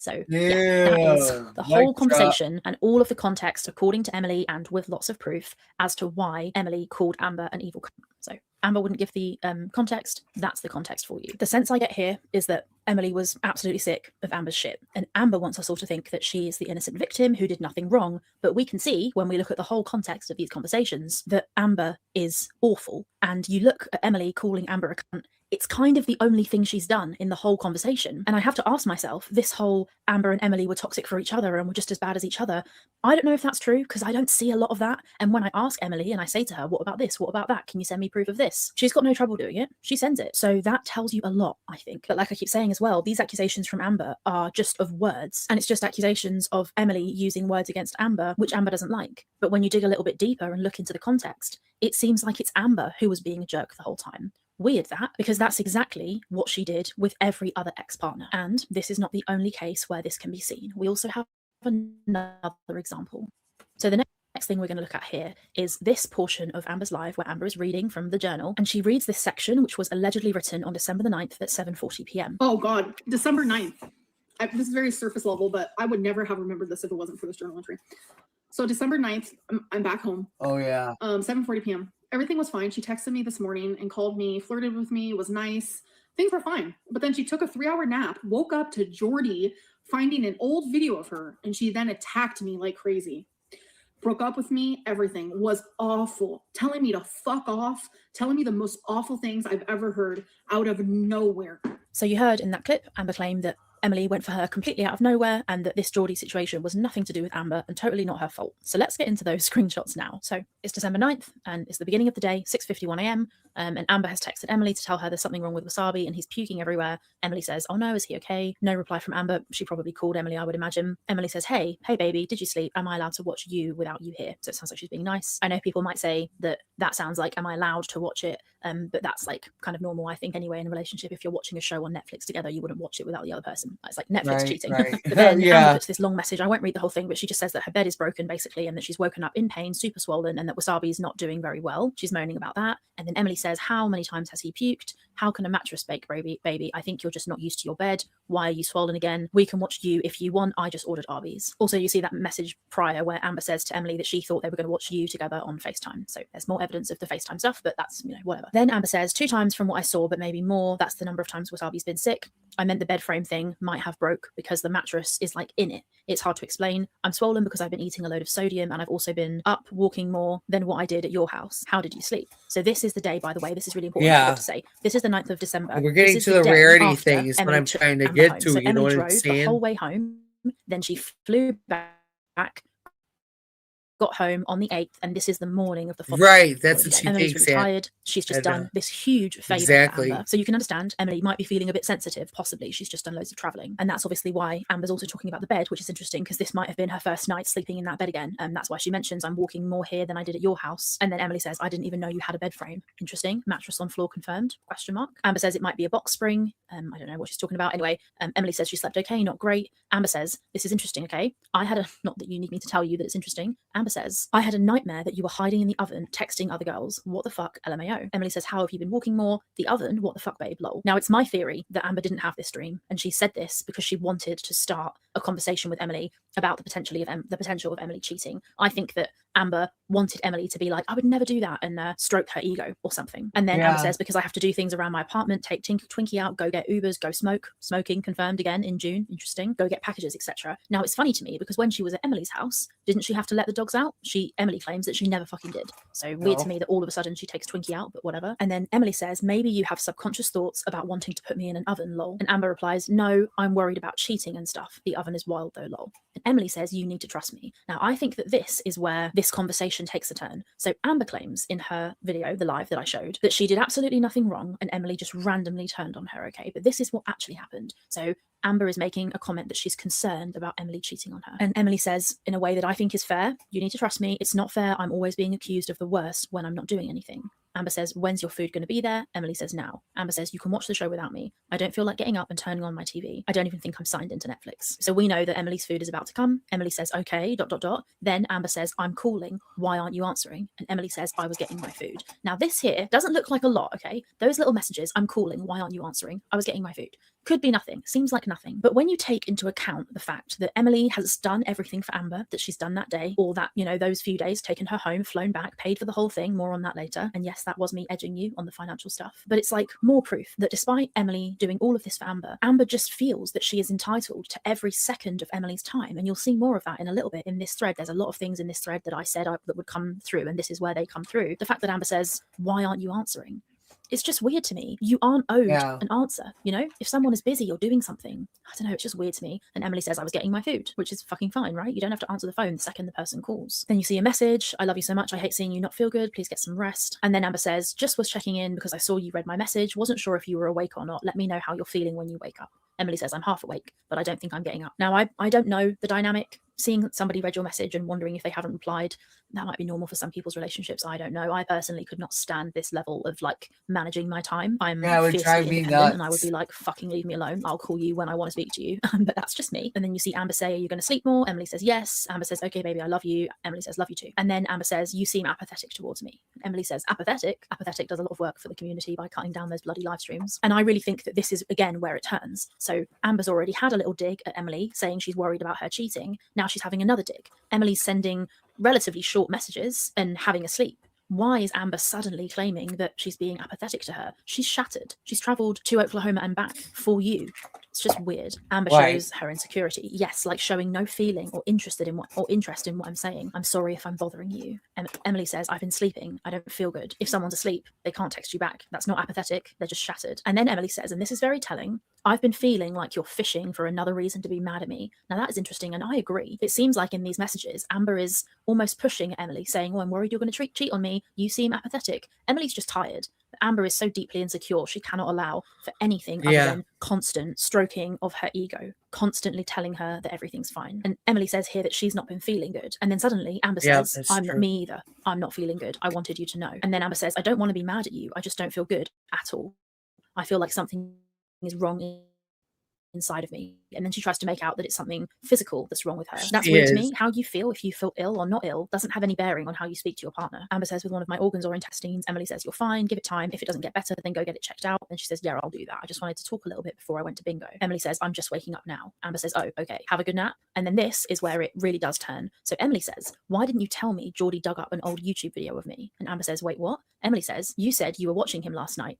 Another mention of Geordie there. More proof that Amber was watching Geordie in June of this year. Amber says, I didn't watch the full stream. Is it on there? I had no idea about it. I'm going to go watch it now. Now that's really important. Amber is saying here she's going to go and watch this stream from Geordie, okay? Emily says, don't. You say, why do you, maybe she means, why do you always watch bad things about me? Yet you fucking watch them. You live for this. So Emily here is angry with Amber because Amber was watching Geordie, and what was happening in that Geordie stream was something that Emily was uncomfortable with. I think it sounds like it was an old video of Emily's that somehow ended up in Geordie's stream. And Amber says, oh, I'm going to go and watch it. And by the way, I was watching Geordie last night. And Emily is mad. She's saying, why are you going to watch the reaction channels when you tell me not to watch them, right? So I think that's fair. She's annoyed with Amber for this double standard, that Amber watches Geordie, but she tells Emily not to watch reaction channels. And we know she got mad at Emily for watching Snowflake back when they had the big fight. And this is, oh, I said it was June. It wasn't June. It was December. My bad. Amber says, I want to see an old video of you, not because of him, but I won't watch it. And then she says, I live for what? Emily says, just like you said in the car, you don't know why they don't hate me more, considering they think I'm an actual serial killer. Watch whatever the fuck you want to.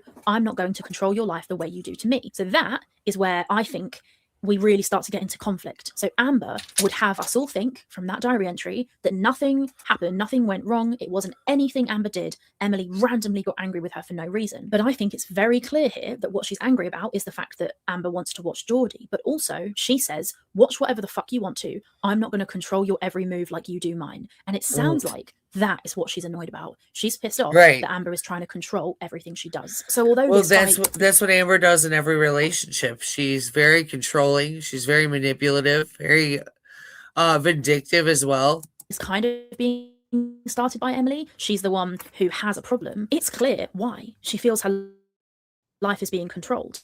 And we've seen a lot of proof in this video and other videos that is what Amber was like. She wouldn't smoke. She wouldn't leave her alone. She was so controlling. She was calling her friends and blocking them on Emily's phone. That is toxic behavior. Now, right? So you can't really blame Emily. I'm just watching Rachel because she's got the receipts from Emily. I don't like her or approve of anything that she's done, just so you know.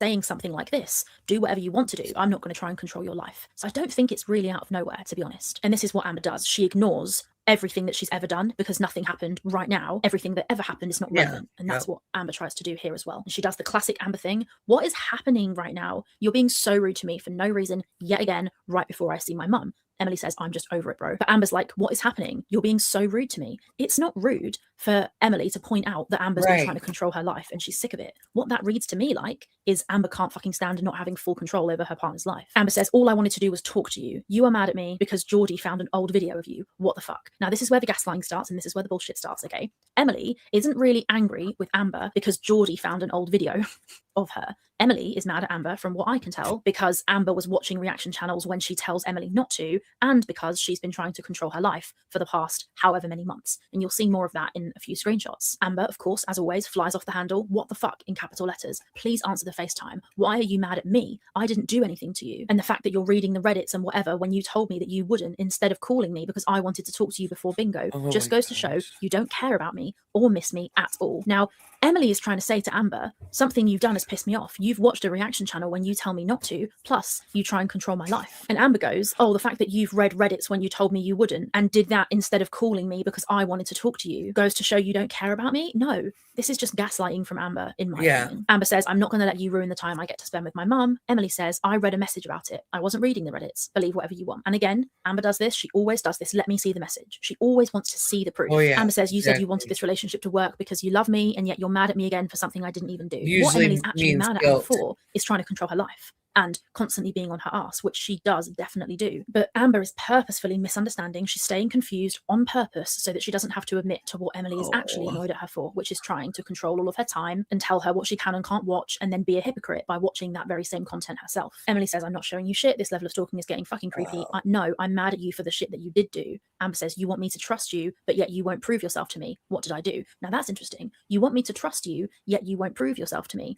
Emily doesn't need to prove anything. She's mad at Amber for watching Geordie and for controlling her life. There's no need for her to prove anything there. I suppose it's maybe Amber trying to say Emily needs to prove that she didn't find out about this on Reddit. But Emily can go on Reddit if she wants. Your partner should not be controlling your life to the point where they don't let you go on Reddit. If that's happening, that is a big red flag. Emily says, don't play innocent. You and I both know that that's not fucking true. Amber says, what are you talking about? You're treating me awful, Emily. Now, this is another example, right? You're treating me awful, Emily. Amber loves this. She's constantly saying Emily's treating her awfully. Emily replies, go talk more shit in your DMs. I mean, the fact that either of these two adults do this stuff is fucking mental to me. I would not stand this for 1 second. But this is where it starts to get very, very interesting. Amber is pissed. She says, what, in capital letters. Emily, quite iconically, and I think this might make the thumbnail, says, bye, Felicia. Oh, and then Amber says, what the fuck is happening? Answer, or YouTube knows everything. I'm not joking. Okay, that is another threat. What the fuck is happening? Answer, or YouTube knows everything. I asked Emily, what is she on about when she's constantly threatening YouTube knows everything? What is she actually talking about? And Emily says that it's nothing. She doesn't even know. Amber just makes random baseless threats at telling YouTube everything. But Emily says, go for it. And Amber says, answer the FaceTime. What DMs are you talking about? I don't reply to anyone. So all Emily has said is, go talk more shit in your DMs. And that message has flicked Amber into full rage mode, capital letters, threatening, shouting. Well, she's not really shouting, but you know if she was there doing this. And it's just so unhinged. She is obsessed with making Emily answer the phone when she doesn't want to speak to her. Emily says, you just gave me more proof that you're blackmailing me. Joke's on you. You don't have anything on me except your delusional BPD thoughts that Amber doesn't have anything on her. And then Amber does the classic, the gaslighting. What is happening, Emily? We know what's happening. You've been talking shit in your DMs. And someone's told you, and you don't fucking like it, which is true. And then Amber says, I'm done replying to you. I'm going to let down. When Amber is the one who is threatening her and texting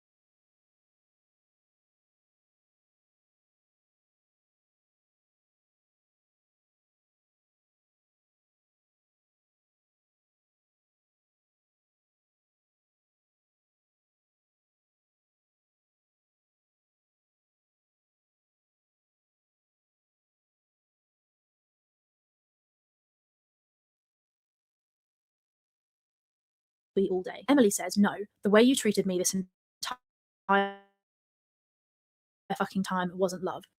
You have never loved me. You're obsessed with me. There's a difference. Amber says, so this was the plan. This shows more insecurity. The plan to break up with me once I was in Oklahoma after we had sex yesterday and you were so in love. I do love you. That is such a horrible thing to say to me. I don't know though. I think it might be true. I don't know if Amber knows what love is. I really don't think she does. But she seems to try and characterize it. I would never have let you seen my whole body if I didn't love you. I would have never traveled to Wisconsin if I didn't love you. I wouldn't have written down all of your symptoms if I didn't love you. The list can go on and on. Emily says, you would never have treated me the way you did if you loved me. Threatening to break Colleen's picture, that's lower than physically abusing me. So the threatening to break Colleen's picture happened on the night of the 17th of November. So this was a long time before. It's like 2 or 3 weeks before. So clearly whatever's pissing Emily off here is a culmination. She's saying you would never have treated me the way you did if you loved me. She's not talking about today. She's not talking about watching Geordie. She's talking about the whole thing. And Amber clearly doesn't love Emily. She's lied on YouTube about so many things, made so many comments about Emily and said all sorts of stuff that is not true at all, to the point where Emily has to come out with fucking 29 screenshots to prove that Amber's lying. That is not love, let me tell you. Also, on the breaking of Colleen's picture, that is something that is, I agree, completely over the line, and Amber doesn't deny it. She addresses it in one of her live streams. She sort of admits that it happened. Then she grabbed a picture of me and Colleen and held it up and threatened to break it. She knew that is something that would hurt me more than anything she could do physically to me, like the lowest she could go. She let her apologize and then tried. Sorry, I'm getting text messages left and right. She let her apologize and then tried begging for me back, saying that it was her BPD. At first, she denied that she did any of those things, which that sucked too. I've never denied a single thing that I've actually done. I have denied the things I have not done that you have lied about. I deny what the false shit is. And I tell the truth on what the real shit is. Now that's reality. Amber says, I can say the same to you, but we talked about this and rekindled, I thought. Was this the plan the whole time? I told you that you would go home and realise you didn't love me. I was right. And this is interesting. And this is where Amber starts going on about them rekindling. She says, I thought we fixed it. I thought it was in the past. And she's angry with Emily for bringing up her past behaviour, which she thinks that she's been forgiven for. I can kind of understand the sentiment. If you've discussed something with your partner and you think it's done and dusted and sorted and then they bring it back up again, that might be a little bit annoying. But clearly your partner's not really over it. Clearly they didn't get closure. They didn't get understanding. I bet Amber never took accountability for what she did. So I sort of understand. I mean, I got this message actually from someone. I won't tell you who it was, but they said this with relation to Emily's mindset at this time, right? This person says, imagine this person squatted in your house, made your life hell, abused you physically, ruined your home, which is true, and the flooring, stunk. And then you had to pretend everything was fine so she would let you drive her 14 hours back to her apartment. Then when you get home, she's immediately back on your case, accusing you of texting other girls in her dreams. That is what Emily is dealing with here, okay? You can understand why Emily wouldn't be over it. We know Amber never takes accountability. I understand Emily being like, you know what, actually, I'm not fucking over the shit you've done to me. Just because they rekindled and had a cuddle doesn't mean Emily should be over it. Emily says, because I was looking at other girls and that was what you considered was cheating on you. Amber says, I told you time and time again how that would make me feel and you still did it. You betrayed me. Why are you doing this to us? This shows, again, like I mentioned earlier, Amber thinks looking at other people is cheating. If looking at other people is cheating, then you can't go on Instagram without cheating in Amber's fucked up mind. But anyway, if that's an agreement they have in their relationship that they're going to try to never look at photos of other people, then cool. You have your own agreements within your relationship, but it sounds to me like Amber has been very controlling with this. And Emily mentions a Colleen's picture and threatened to break it, and she clearly hasn't let that go. Emily says, I told you time and time again, Colleen was the one thing that was off limits, even in fights, and you not only brought her up, but threatened to break her picture. And Amber, who's been told directly, this is what you did to hurt me, instead of responding to that and apologising, because sometimes you do something wrong, the person is hurt, you apologise, and then they come back to you and say, actually, I did it. Exactly. Because you know what you did hurt that person. Instead of being mature and say, guys, but listen, I really was sorry and I am sorry again. No chance. Amber goes, all caps, why are you doing this, Emily?